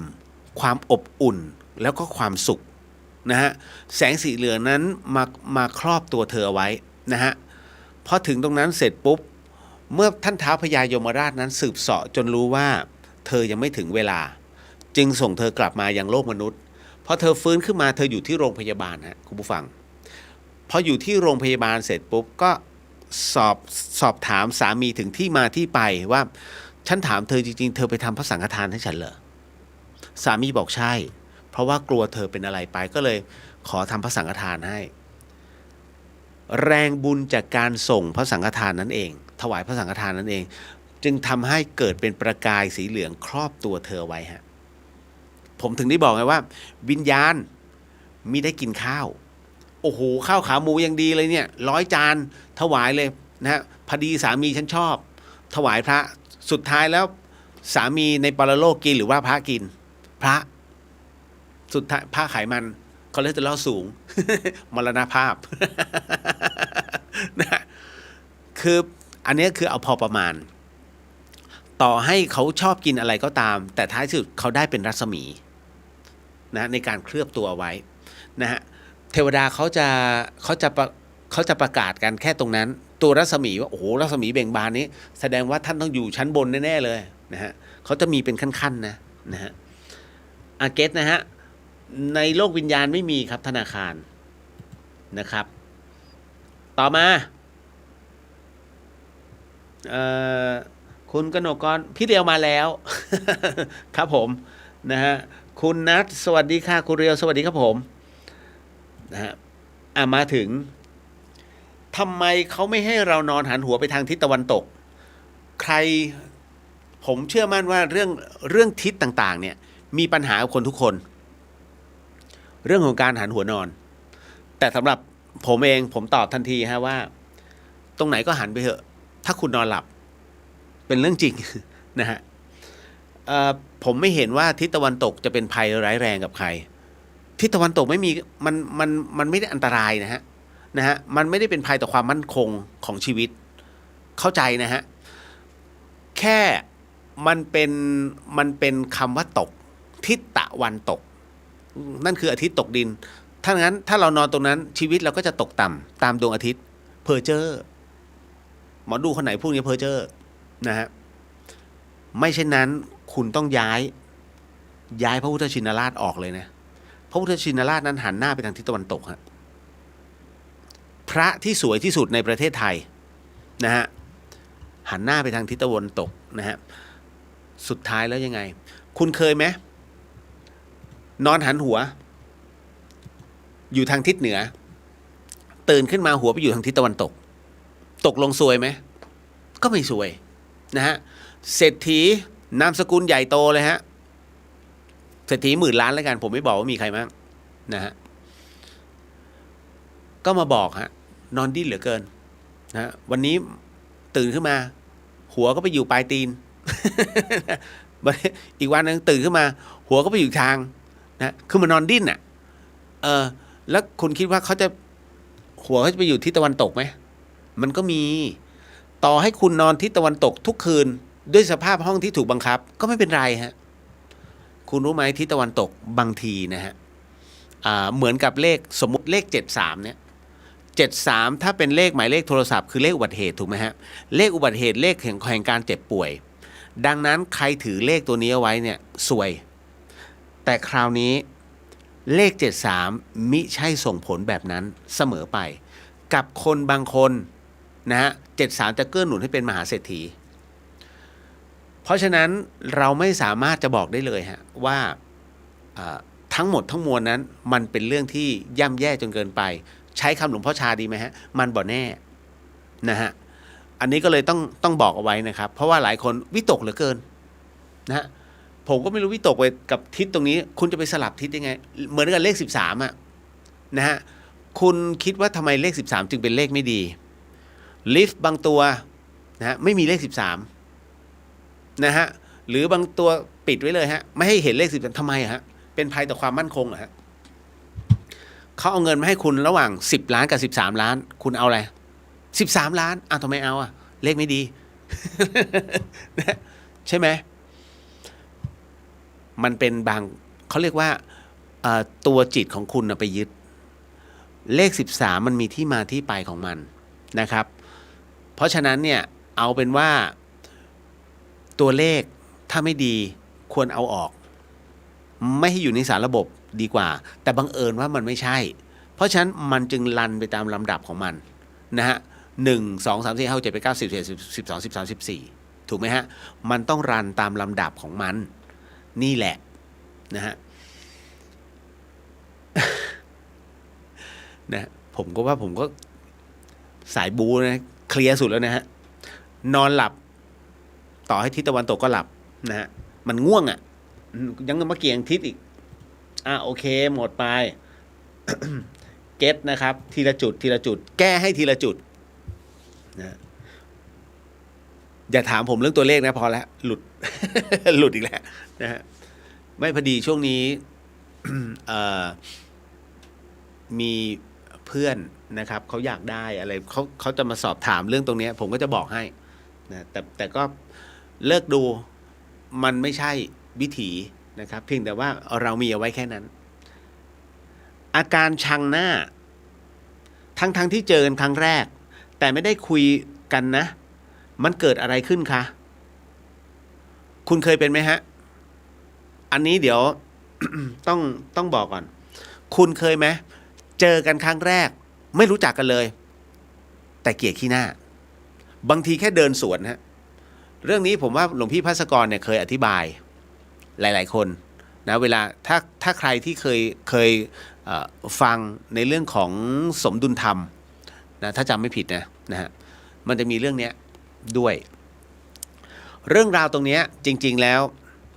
มันมีฮะมันเกิดขึ้นอยู่เรื่อยๆต่อให้ไม่รู้จักกันเลยแต่มาเจอกันในห้องประชุมเนี่ยมันอยู่ฝากโน้นอยู่ฝากนี้เจอกันมองแป๊บเดียวเกลียดมันวะ นะมีทำไมจึงเป็นเช่นนั้นความรู้สึกลองเช็คดูนะถ้าเช็คแล้วหาคำตอบไม่ได้ผมบอกให้เลยครับคุณกับเขาครั้งหนึ่งเคยเป็นเจ้ากรรมนายเวรซึ่งกันและกันนะฮะเพียงแต่ว่าเจ้ากรรมนายเวรนั้นนะฮะเป็นกันแบบห่างๆมิได้เกิดการอาฆาตพยาบาทแต่น่าจะมีความหมางใจกันมาก่อนโดยที่ไม่เคยเคลียร์กันมาก่อนเลยฮะนะดังนั้นนะตรงนี้นี่เองเนี่ยจะใช้คำว่ากรรมเก่าหรือว่ามันเป็นกึ่งบุพเพอะนะมันเป็นความรู้สึกทางบุพเพนิวาสานะฮะเป็นบุพเพนิวาสานุสติญาณนะครับก็คือมันย้อนความรู้สึกตรงนั้นกลับไปว่าแกกับฉันเนี่ยนะทำไมเราเกลียดมันวะอะไรอย่างนี้เป็นต้นกับอีกประเภทหนึ่งคุ้นๆนะทำไมเหมือนใครเหมือนเจอที่ไหนมาก่อนคุณเคยไหมฮะคุ้นไหมเหมือนเหมือนเห็นที่ไหนแต่นึกไม่ออกทั้งที่ไม่เคยเจอกันแต่ว่าอยู่ๆคุ้นหน้ามากเลยแต่ไม่ใช่แบบจะไปหลีจีบเขานะไม่ใช่นะฮะอันนี้คืออีกแบบหนึ่งหมายถึงว่าเขาแค่เดินสวนกันต้องเหลียวกลับไปมองไม่ได้มองเพราะความเซ็กซี่หรือว่าอะไรแต่เป็นคุ้นหน้าแต่นึกไม่ออกนะฮะแล้วพอได้คุยกันไม่ได้มีความเกี่ยวเนื่องเกี่ยวข้องไม่เคยรู้จักกันมาก่อนแต่มันคุ้นหน้ามันเกิดขึ้นได้ยังไงเพราะชาติภพฮะมันเป็นเรื่องของชาติภพที่กลับมาเวียนกลับมาอีกรอบหนึ่งเหมือนเช่นเดียวกับที่คุณถามมาว่าอาการเกลียดที่หน้าหรือว่าชังหน้าเนี่ยทั้งที่เจอครั้งแรกเนี่ยแล้วก็ไม่ได้คุยกันเลยมันเกิดขึ้นได้อย่างเจ้ากรรมนายเวรไงคุณกับเขาเคยหมางกันมาก่อนแล้วก็ไม่เคยขออโหสิซึ่งกันและกันเมื่อมาพบเจอในชาตินี้การเวียนว่ายตายเกิดมันคือวัฏฏะดังนั้นพอเจอกันเสร็จปุ๊บทันทีฮะมันเกิดขึ้นทันทีฮะแล้วมันเกิดขึ้นแบบนี้ตลอดนะเกิดขึ้นจริงๆนะครับก็เลยบอกไว้เท่านี้สั้นๆนาทีหนึ่งจบข่าวหมดไปหนึ่งคำถามไม่หนึ่งเรื่องราวตรงนี้นะฮะมีคนถามมาว่าการเห็นคนเดียวกันนะฮะการเห็นคนเดียวกันพร้อมกันนะฮะในที่ตรงนั้นเนี่ยมันเป็นไปได้หรือคะไม่ใช่ผีด้วยนะแล้วก็คนนั้นก็ไม่ใช่ฝาแฝดคุณเคยรับรู้เรื่องนี้ไหมฮะการเกิดขึ้นของคนสองคนผมก็เลยจะเล่าเรื่องของหลวงพี่ภัสกรให้ฟังครั้งหนึ่งหลวงพี่ภัสกรเนี่ยนะฮะพระอาจารย์ภัสกรภูริวัฒโนอดีตผู้อำนวยการธรรมสถานมหาวิทยาลัยเชียงใหม่นะครับท่านเป็นอดีตเป็นพระนักเทศน์นะระดับต้นๆของประเทศไทยนะก็พูดได้เต็มปากเต็มคำเพราะว่าท่านก็เป็นพระพี่ชายผมตอนที่หลวงพี่ภัสกรยังมีชีวิตอยู่นะฮะที่ธรรมสถานเนี่ยหลวงพี่เนี่ยเดินอยู่ด้านหน้าของธรรมสถานนะฮะเดินอยู่ทางฝากด้านนู้นฮะแล้วผมเนี่ยที่ธรรมสถานมันจะมีสตูดิโอเป็นสตูดิโอถ่ายรายการทีวีธรรมะเลยแล้วด้านบนเป็นห้องคอนโทรลเป็นห้องตัดต่อที่จะมีพวกน้องๆนะฮะทีมงานของผมเนี่ยที่ส่งให้กับ DDTV เนี่ยอยู่ด้วยกัน2คนผมทำงานอยู่ข้างล่างแล้วก็นานๆก็จะขึ้นไปตรวจงานข้างบนวันนั้นเดินขึ้นไปเสร็จปุ๊บก็เห็นหลวงพี่อยู่ห้องสวดมนต์นะอยู่ห้องสวดมนต์ใหญ่เลยนะฮะดูเหมือนกับเป็นตรงนั้นเป็นพระทรงเครื่องนะฮะก็เรียกว่าสมเด็จองค์ปฐมนะฮะผมก็เลยเดินเข้าไปก็ทักหลวงพี่สาธุหลวงพี่ทำไมหลวงพี่ทำอะไรท่านก็บอกว่าไม่มีอะไรเดินดูเฉย ตรวจตรวจตรวจตรวจห้องนะฮะเสร็จปุ๊บผมก็ไม่ได้สนใจท่านก็เลยเดินลงมาผ่านห้องสมุดเดินมาข้างนอกก็เห็นหลวงพี่เดินทางด้านนู้นฮะอีกมุมหนึ่งเลยนะอีกมุมเลยของธรรมสถานแล้วท่านก็เดินลงมาดูปลาตรงอ่างน้ำผมก็มองเอ้ยเอ้าหลวงพี่นี่หว่าเอ้าแล้วข้างบนใครวะ ก็สงสัยเห็นไหม2 คนในเวลาเดียวกันเกิดขึ้นได้ยังไงนะฮะก็เชกเช่นตรงเนี้ยแต่ผมรู้แล้วว่ามันมีคำตอบของมันแล้วไม่ใช่เดจาวูการคุณต้องเข้าใจนะเดจาวูหมายถึงว่าลางมันคือลางสังหรณ์เดจาวูคือลางสังหรณ์ว่าเมื่อเราไปสถานที่ใดสถานที่หนึ่งแล้วเนี่ยมันมีความรู้สึกว่าเฮ้ยมันเหมือนว่าเราเคยมาแล้วว่ะนี่ฮะอันนี้คือเดจาวูแต่ถ้าสมมุติว่ากรณีที่เกิดกับหลวงพี่ภัสกรเนี่ยผมยกตัวอย่างตรงนี้อันเนี้ยเขาเรียกว่ามันเป็นอาการของ drop pay ganger drop pay ganger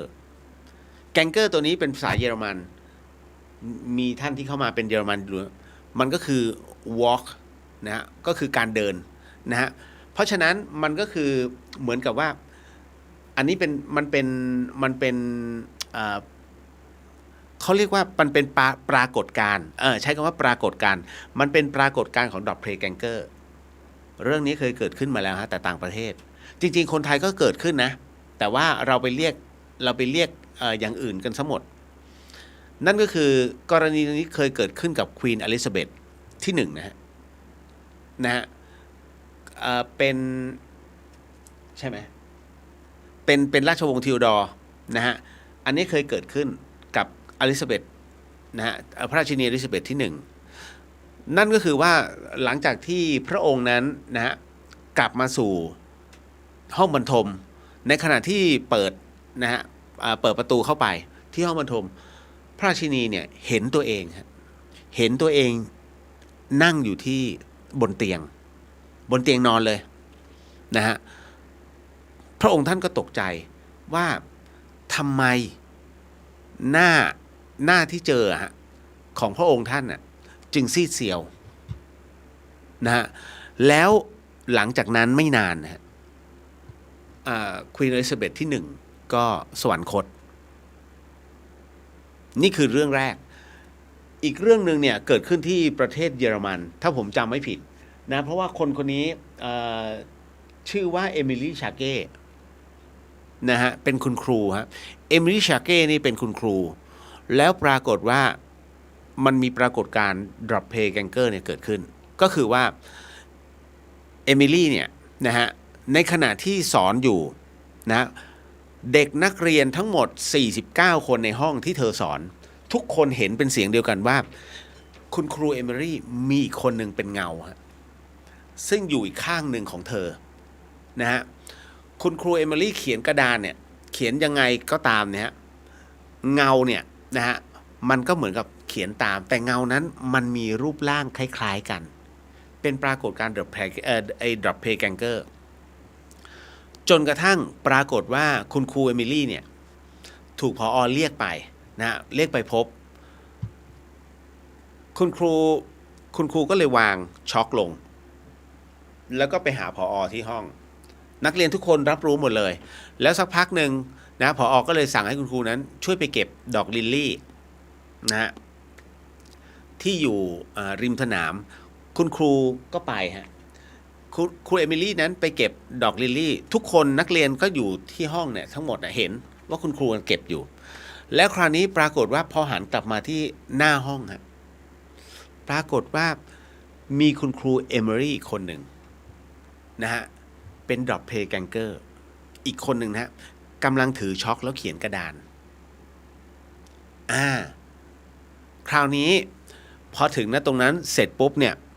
นักเรียนคนหนึ่งเกิดความสงสัยก็เลยวิ่งไปที่หน้าห้องแล้วก็ไปจับคุณครูเอมิลี่ปรากฏว่าร่างของคุณครูเอมิลี่นั้นค่อยๆสลายไปฮะ drop pay ganger เป็นเรื่องอีกเป็นปรากฏการณ์นะฮะ ของอาจารย์สนองวรอุไรนั้นท่านก็บอกว่าจริงๆอาการแบบนี้เขาเรียกว่าเทพสังหรณ์นะซึ่งมันมีอาการปรากฏได้อย่างที่ผมบอกอะตอนแรกนะฮะว่ากรณีที่อายุ90แล้วยังเห็นนี่มันเป็นเรื่องของเทพสังหรณ์นะเกิดขึ้นได้ในแต่ละคนแต่อันนี้เกิดหมู่เลยฮะ49คนนักเรียนเห็นหมดเลยนะครับก็เป็นอีกหนึ่งเรื่องราวที่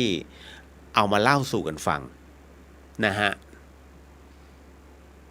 น่ากลัวไหมมันไม่น่ากลัวมันคือปรากฏการณ์ธรรมชาติซึ่งเกิดจริงๆนะฮะสองคนในที่เดียวกันนะครับแต่ไม่ใช่ว่าจะตายนะไม่ใช่ไม่เหมือนอันนั้นก็คือยกตัวอย่างควีนอลิซาเบธที่1นะฮะแต่ว่าที่เหลือนั้นก็ไม่ใช่ก็ไม่ได้เขาก็ไม่ได้ตายนะฮะของหลวงพี่ภัสกรก็ไม่นะครับเพราะว่าหลังจากนั้นอีกหลายปีนะฮะก็เลยบอกเอาไว้ก่อนเดี๋ยวจะตกใจกันนะจบไปตรงนี้ต้องมาร์กไว้ต่อมามีคนบอกว่าทำของใส่คนเลวมักไม่ได้ผลจริงแค่ไหนคะ ทำของใส่คนเลวไม่ได้ผลแสดงว่าไอ้นั่นมึงเลวกว่าของที่เขาทำใส่อะดิ นะฮะนะฮะเพราะฉะนั้นเนี่ยต้องบอกว่าทำของก็คือทำคุณใส่ไปใส่คนเลวแต่มันไม่ได้ผลจริงแค่ไหนตอบไม่ได้ครับเพราะผมไม่ใช่คนทำของนะแต่ที่รู้ว่า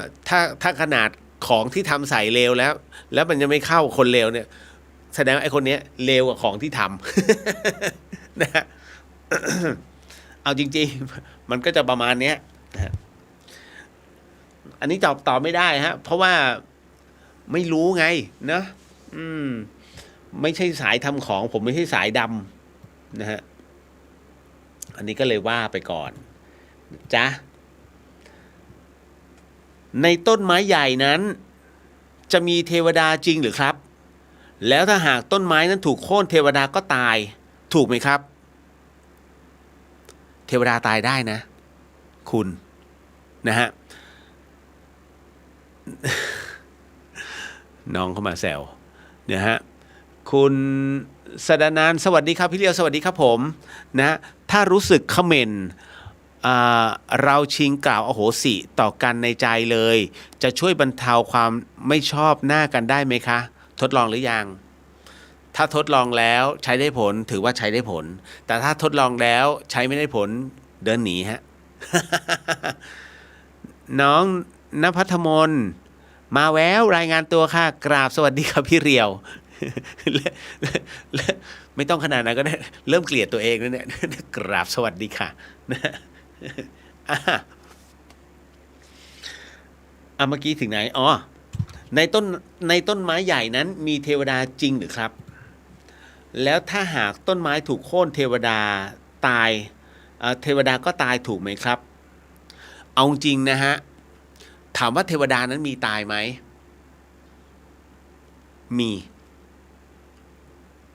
มีฮะแล้วก็แต่ว่าท่านก็ต้องไปจุติใหม่นะหมายถึงว่าก็จุติเป็นเทวดานี่แหละอย่างท่านท้าวเวสสุวรรณมีตายไหมมีนะฮะท่านท้าวเวสสุวรรณนั้นมีนะในเมื่อองค์เก่าตายลงก็จะมีการแต่งตั้งองค์ใหม่แล้วใครเป็นผู้แต่งตั้งท้าวเวสสุวรรณองค์ใหม่ขึ้นมาพระอินทร์ฮะพระอินทร์ครับนะจะเป็นผู้ที่แต่งตั้งเพราะว่าท่านท้าวเวสสุวรรณนั้นก็คือหนึ่งในผู้คุมนะฮะในชั้นจตุมหาราชิกาดังนั้นพระอินทร์นั้นจะเป็นผู้เป็นใหญ่ในชั้นดาวดึงส์ท่านก็จะแต่งตั้งนะฮะท้าวเวสสุวรรณเนี่ยองค์ใหม่มาทดแทนซึ่งมีมาแล้วนะฮะแต่ไม่ปรากฏว่าถูกปรับเปลี่ยนเนี่ยหรือว่ามาทดแทนทั้งหมดน่ะกี่องค์แล้วท้าวเวสสุวรรณนะฮะมีตายครับมีตายเทวดาก็มีฮะท่านจะมีอายุของท่านอยู่นะฮะกรณีของต้นไม้ใหญ่นั้นมีเทวดาจริงหรือครับ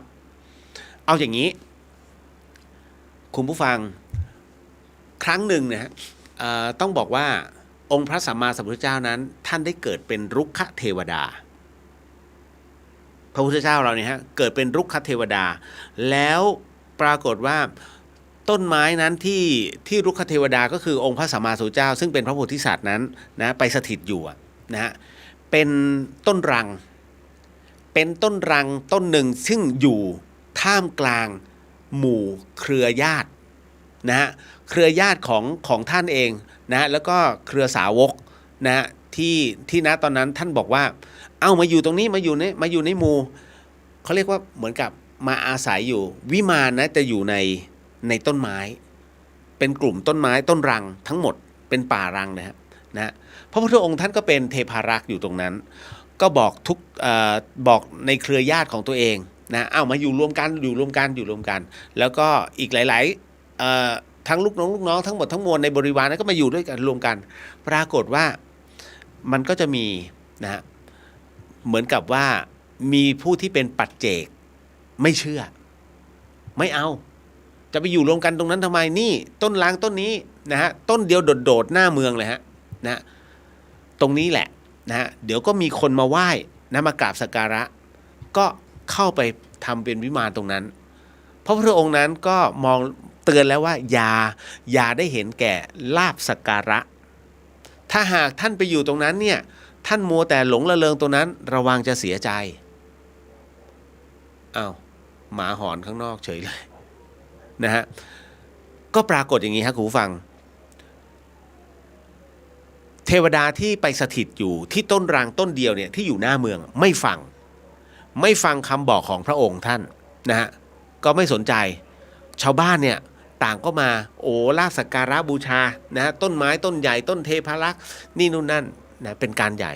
ปรากฏว่าวันหนึ่งเกิดพายุใหญ่มหันต์เลยฮะก็ซัดบุ้มทั้งเมืองฮะนะฮะปลิวว่อนกระจายไปหมดเลยฮะพายุนี้ก็ซัดเข้าไปในป่ารังซึ่งมีองค์พระสัมมาสัมพุทธเจ้านั้นนะตอนนั้นที่เป็นโพธิสัตว์และเป็นเทพารักษ์นั้นอยู่นะฮะท่านก็ช่วยกันเพราะเป็นกลุ่มไงเป็นป่ารังที่เป็นกลุ่มก็ช่วยกันเกาะเอาไว้ไม่ให้ล้มปรากฏว่าเมื่อพายุหายไปสงบลงมันก็แค่กิ่งเล็กๆน้อยๆที่ร่วงใบไม้ทั้งหลายก็ร่วงนะฮะป่ารังทั้งหมดยังอยู่สมบูรณ์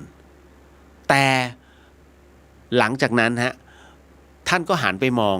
ต้นรังที่อยู่หน้าเมืองนั้นที่อยู่โดดเลยนะปรากฏว่าต้นรังนั้นโค่นฮะต้นเดียวโดดเลยโค่นทั้งรากเลยฮะโค่นลงมาการที่ต้นไม้โค่นนั้นหมายถึงว่าวิมานทลายบ้านของเทวดาที่สถิตตรงนั้นพังทันทีไร้ที่สถิตทันทีนะฮะกลายเป็นต้องระหกระเหินไปนะฮะท่านบอกแล้วว่าเตือนแล้วว่าให้มารวมกลุ่มกันก็ปล่อยตรงนั้นให้เป็นวิมานร้างเอาไว้ก็คือเป็นต้นไม้ร้างนั่นแหละไม่ต้องไม่มีอะไรสถิตอย่าไปเห็นแก่ลาภสักการะเพราะถ้าอยู่ตรงนี้มันจะช่วยกันได้นะพระพุทธองค์ก็สอนด้วยนะก่อนที่จะต้องปล่อยให้ไปตามกรรมหวังแก่ลาภสักการะเมื่อโค่นลงแล้วจงไปหาที่สถิตใหม่ไกลกว่าเดิมแต่ไม่ได้ตายนะฮะเพราะฉะนั้นไม้ใหญ่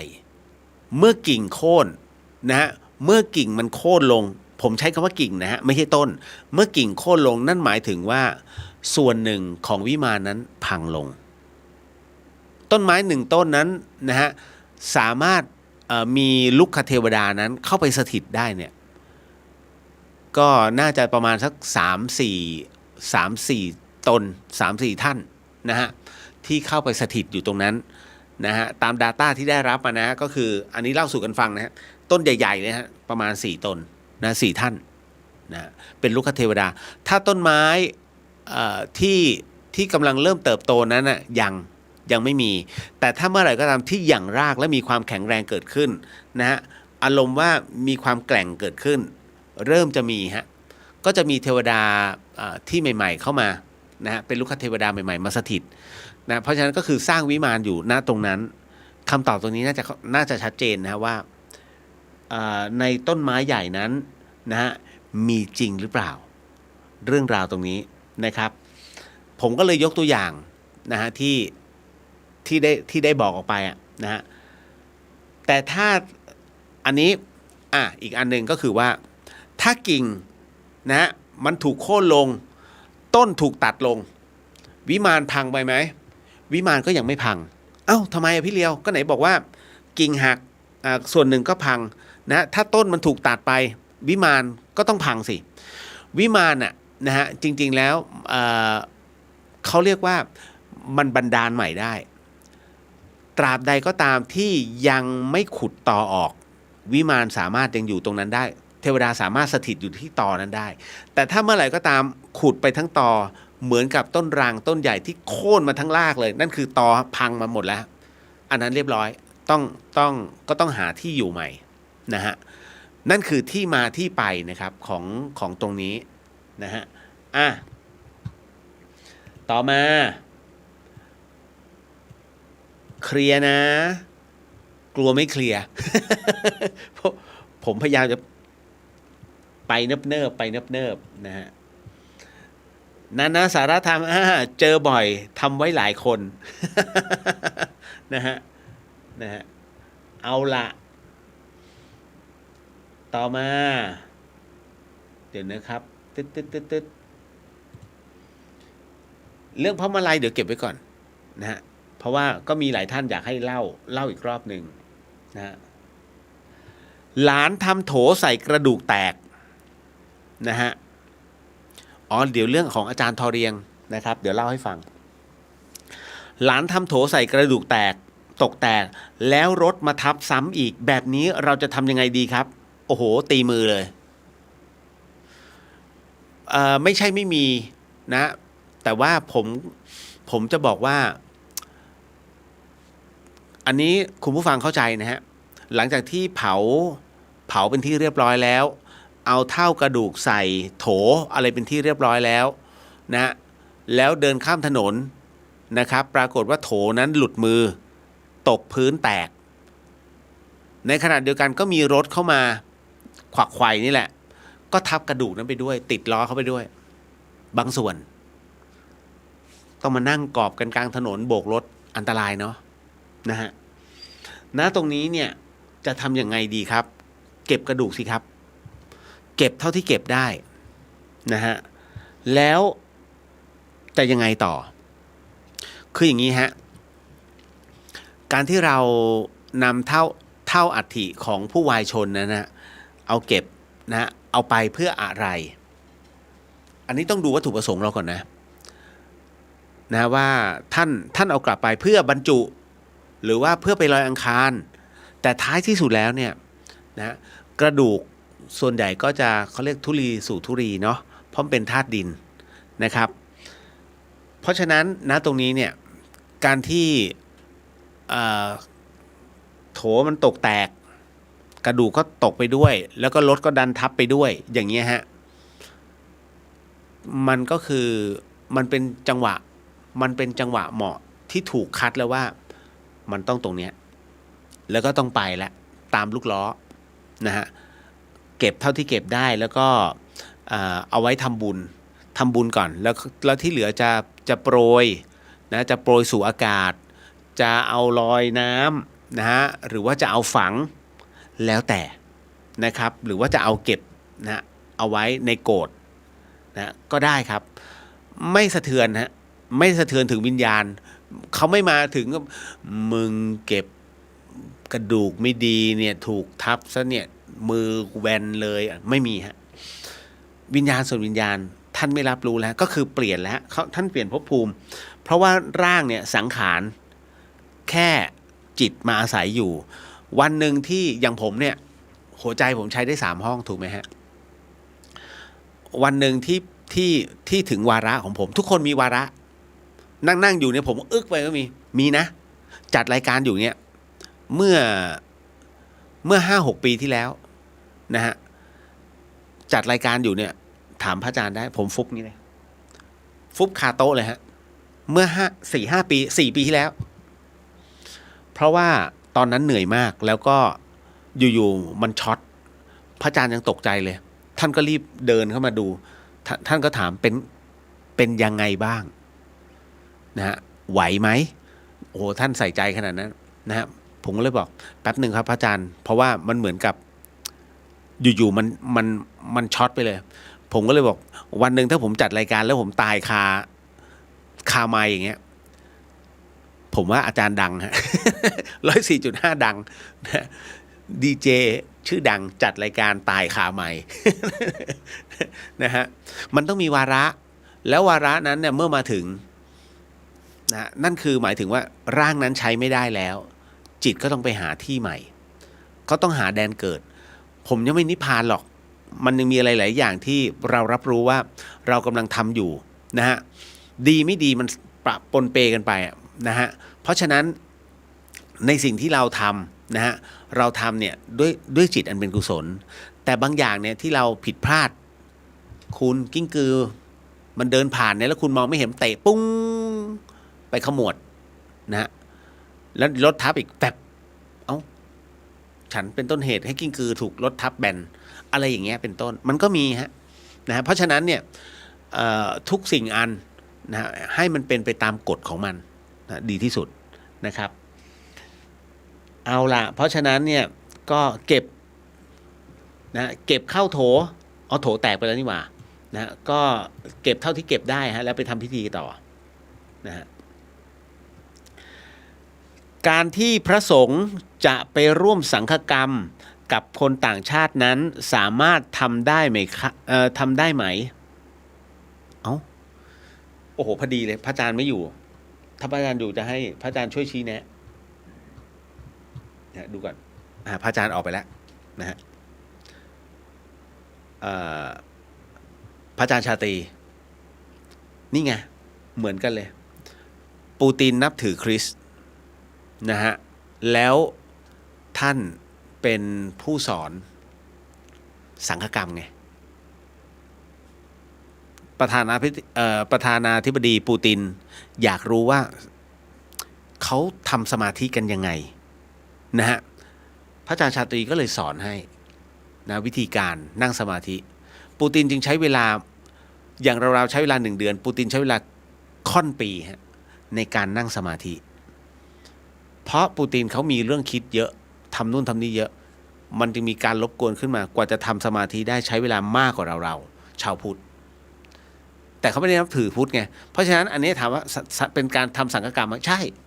ร่วมกันเป็นการแลกเปลี่ยนซึ่งกันและกันฮะเหมือนกันกับพระไทยนะทั้งพระไทยทั้งโต๊ะอิหม่ามรวมไปถึงบาทหลวงเนี่ยท่านก็นั่งคุยกันไม่มีปัญหานะในพุทธกาลพระพุทธองค์ก็มีปารภเรื่องราวต่างๆกับเหล่าบรรดาปริพาชก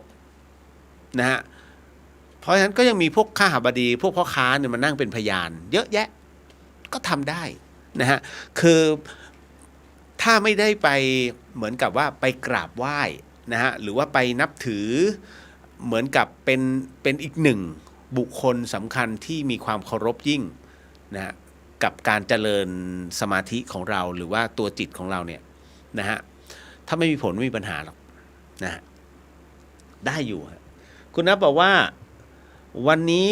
พี่มีเรื่องแปลกค่ะเมื่อวานไปซื้อน้ำดื่มที่โรงงาน20 แพ็คจะไปถวายวัดป่าเพราะมีคนมาถือศีลเยอะมาก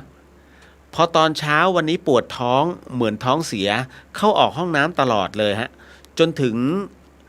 จนคิดว่าจะขับรถไปไม่ไหวแต่ห่วงว่าน้ำ20 แพ็คในรถนะในรถเพราะจอดตากแดดเอาไว้จะไม่ดีกับน้ำจนเที่ยงพยายามทนขับรถไปที่วัดพอรถเข้าถึงวัดหายปวดท้องเฉยเลยพระคุ้มครองแน่เลยนะฮะโมทนาสาธุครับกับเรื่องราวดีๆนะครับก็ไม่มีเหตุบังเอิญบนโลกใบนี้แต่มันน่าจะเป็นจังหวะดีๆที่พี่เจอครับ นะแค่นั้นเลยนะฮะต่อมาไขปัญหากันนะสนุกไปเลย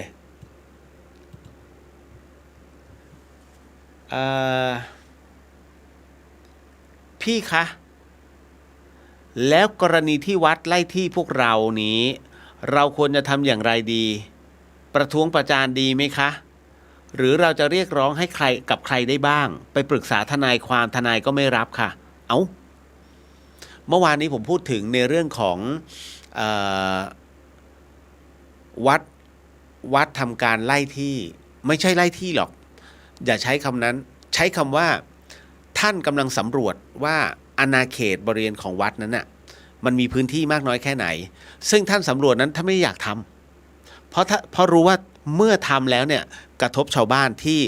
ล้ำเข้ามาหรือว่าให้อยู่แต่มันเป็นคำสั่งของกรมศาสนากระทรวงนำโดยกระทรวงศึกษาธิการเพื่อสำรวจทรัพย์สินของวัดทั่วประเทศฮะว่ามีพื้นที่อย่างไงบ้างนะฮะที่เป็นของวัดเพราะฉะนั้นจำเป็นต้องเคลียร์ก่อนพอจำเป็นต้องเคลียร์เนี่ยเจ้าอาวาสก็ต้องแอคชั่นเพราะไม่งั้นท่านก็ผิดจริงๆให้ท่านระลึกไว้เลยว่าถ้าต้องการจะไล่คุณไม่ได้มาประท้วงแค่เพิ่งจะเริ่มประท้วงจะประท้วงเป็นปีๆแล้วฮะเพราะท่านจะไล่ทันทีนั่นคือสิ่งที่ท่านต้องทำแต่ที่ท่านให้อยู่เพราะท่านไม่อยากทำไงท่านเมตตาแต่คราวนี้คำสั่งเนี่ยมันมาแล้วพอมันมาแล้วคราวนี้ต้องทั่วประเทศเลยฮะเกิดเรื่องราวแบบนี้นะฮะแล้วกรณีตรงนี้เข้าใจฮะที่น้องถามมาว่าพี่คะกรณีที่วัดไร่ที่พวกเราเนี่ยเราจะทำอย่างไรดีอันเนี้ยถ้าพี่เลียวจะแนะนำนะให้คุยกับท่านเจ้าอาวาสประท้วงประจานดีไหมไม่เกิดประโยชน์ฮะ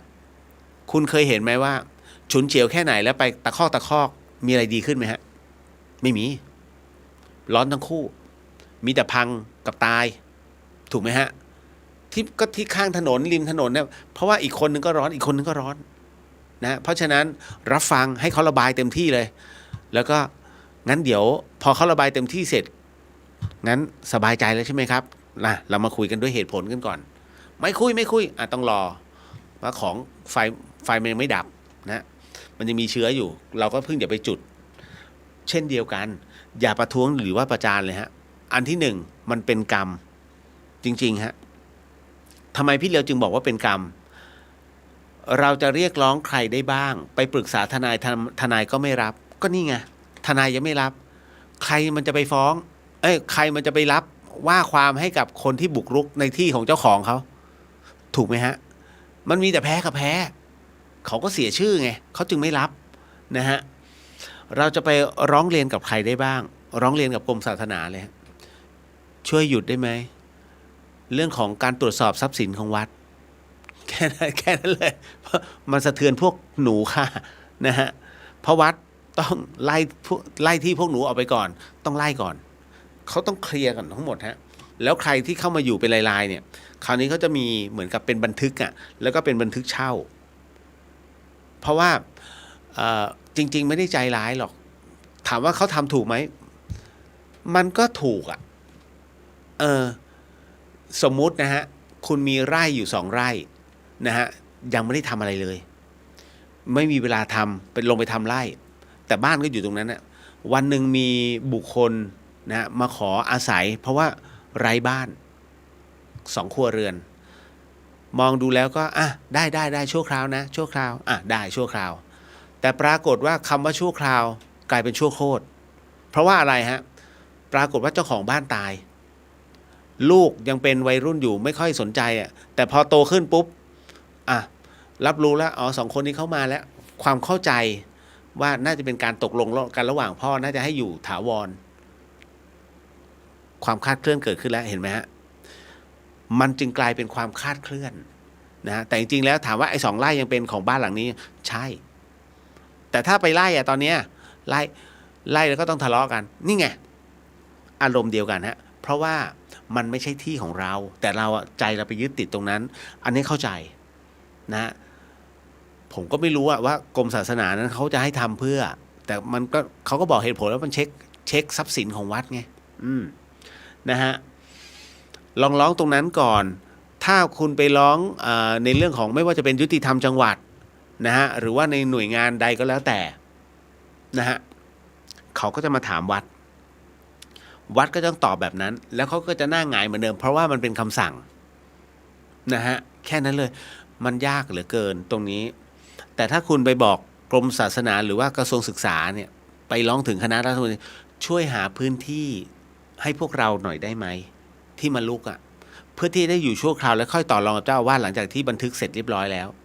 ถูกไหมฮะได้เพราะคนที่จะหาพื้นที่ทำกินให้พวกเราได้คือนู่นน่ะ รัฐบาล เท่านั้นเลยอ่ะไม่พูดถึงเราไม่พูดการเมืองนะฮะแต่บอกไว้ก่อนแค่นั้นเลยฮะเอาละเก็ตเนาะ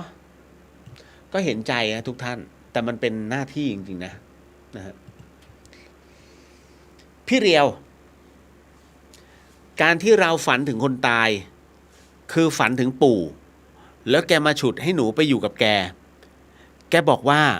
มีคนให้มาชวนแต่หนูว่าไม่ไปจนตกใจตื่นแล้วคราวนี้พอตื่นขึ้นมาเนี่ยมันปวดแขนนะปวดตัวพอหนูดูที่แขนมันมีรอยมือจริงๆพี่เลียวแบบนี้หนูฝันไปหรือปู่มาหาจริง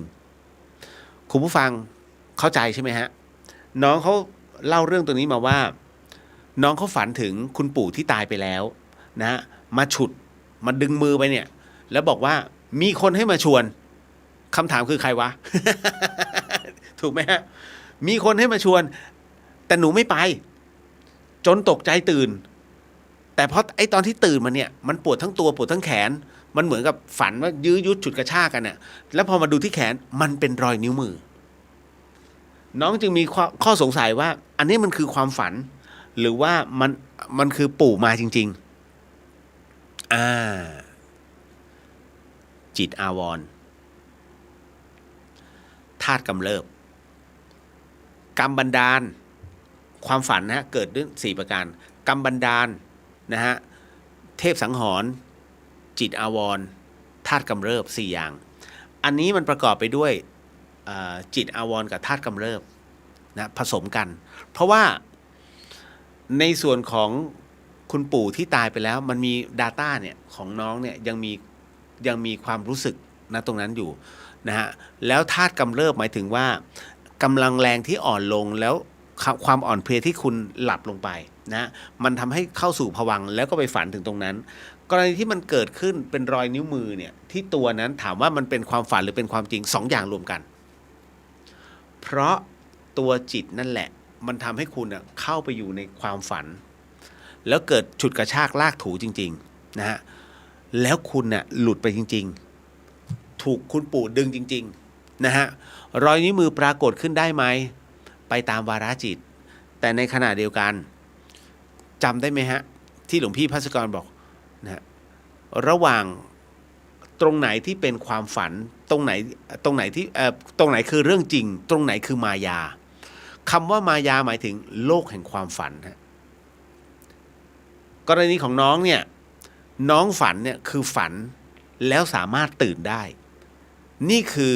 โลกมายาแต่มันหลุดไปจริงๆฮะนะครับเพราะฉะนั้นวันนี้น้องยังมีร่างตื่นแต่ถ้าเมื่อไหร่ก็ตามที่น้องฝันแบบนี้แล้วน้องไม่มีร่างมันคือเรื่องจริงแล้วนะฮะมิใช่มายานะครับ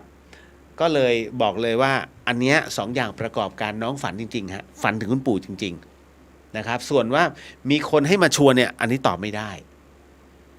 ครับเพราะว่าพี่เลียวไม่ได้ฝันตรงนั้นด้วยนะครับ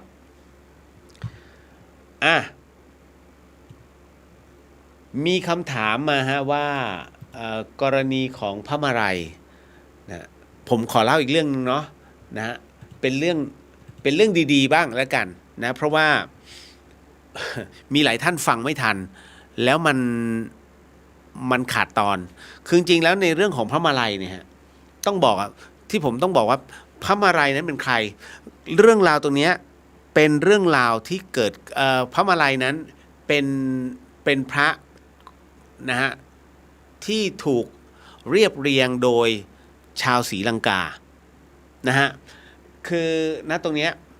ต้องบอกว่าท่านเป็นพระอรหันต์เลยกันใช้คำว่าท่านเป็นพระอรหันต์ชาวศรีลังกานะแล้วก็บรรลุถึงขั้นฤทธิ์เลยฮะทำไมถึงท่านมี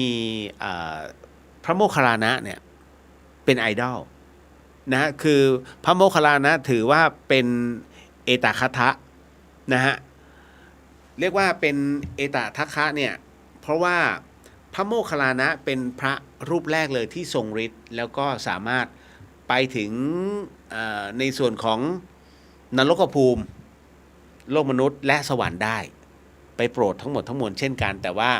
พอถึงณตรงนี้เสร็จปุ๊บเนี่ย ก็จะเป็นในส่วนของพระมาลัยซึ่งห่างกันพอสมควรประมาณ900ปี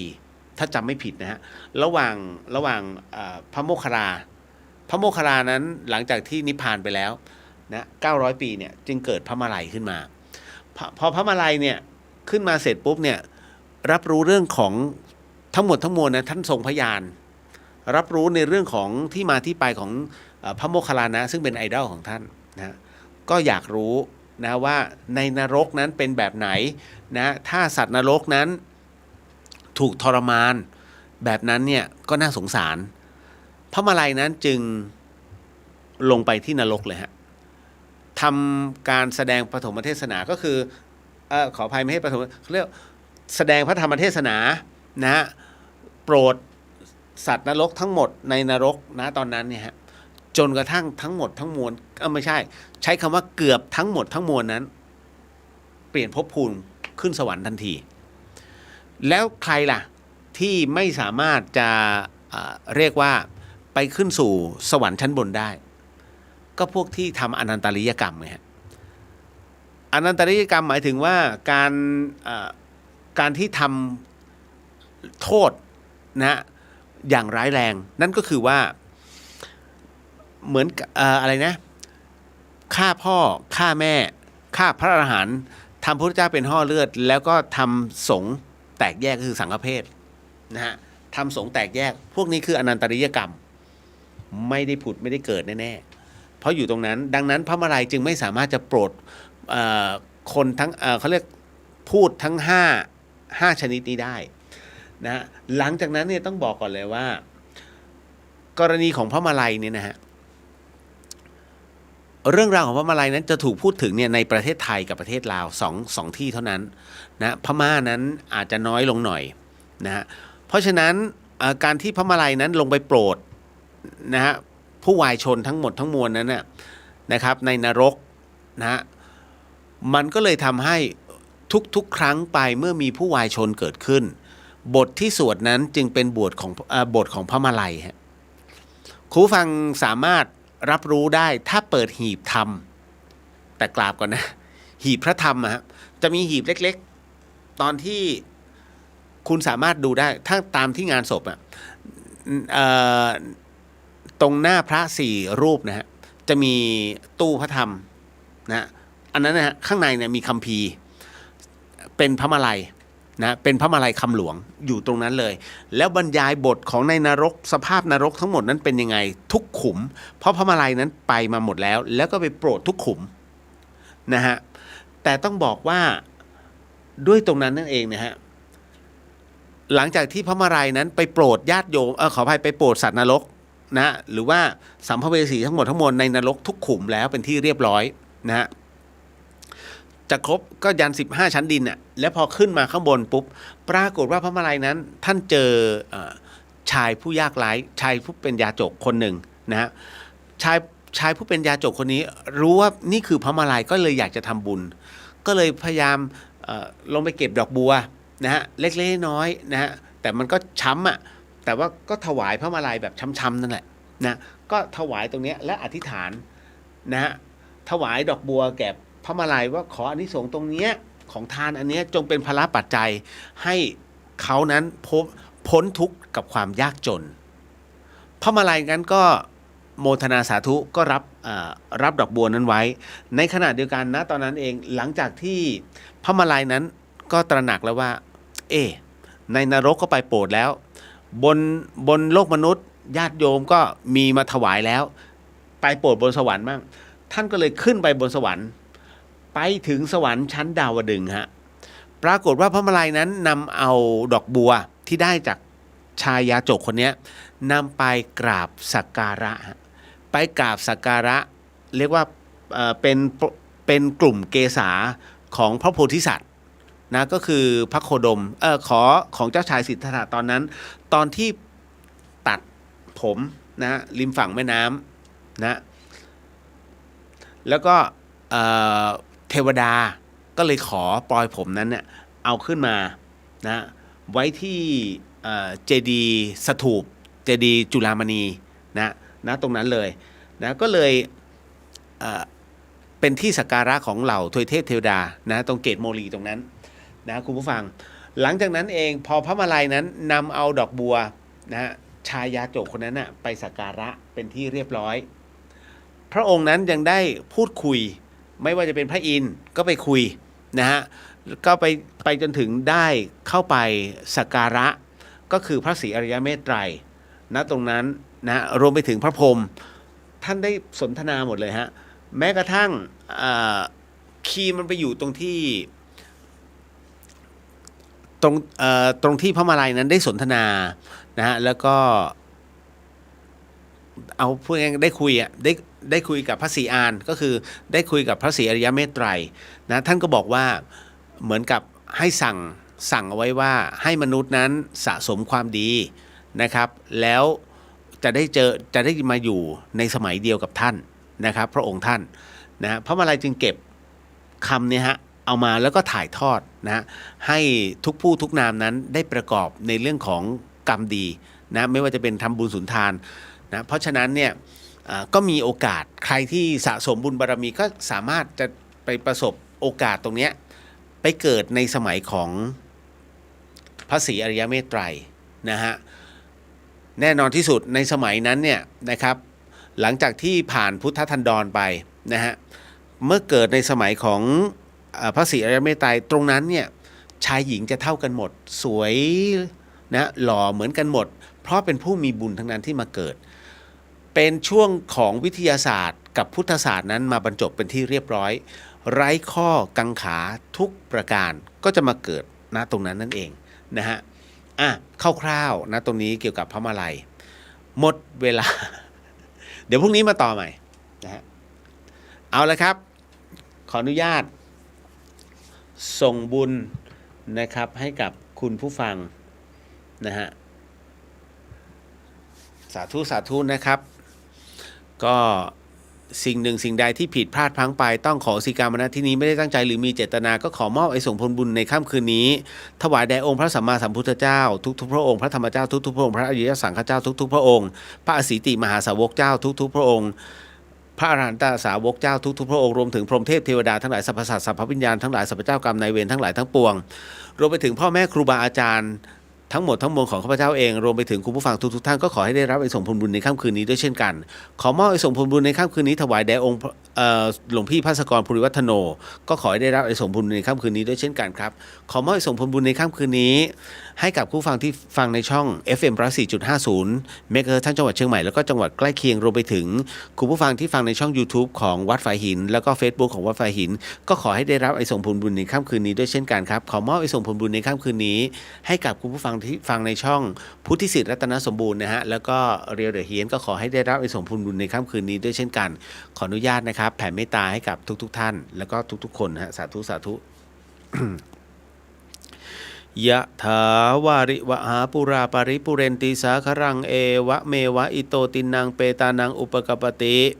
อิชิตังปฏิตังตุมหังคิปะเมวะสมิสันตุสัพเพปุเรนตุสังกปาจันโดปนารโสยะถามณิโชติระโสยะถาสปิติโยวิวันชันตุสัพพโรโกวินันสตุมาเตภวะวันตรายโยสุขีทีคายุโตยุโกภวะอภิวาทนาสีริสนิจังวุฒาปัจจายโนจัตตารโรธรรมาวัฏันติอายุวันโนสุขขังพระลังนิพพานังปรมังสุขังสาธุครับแล้วเจอกันวันพรุ่งนี้สำหรับค่ำคืนนี้ราตรีสวัสดิ์นะครับบ๊ายบาย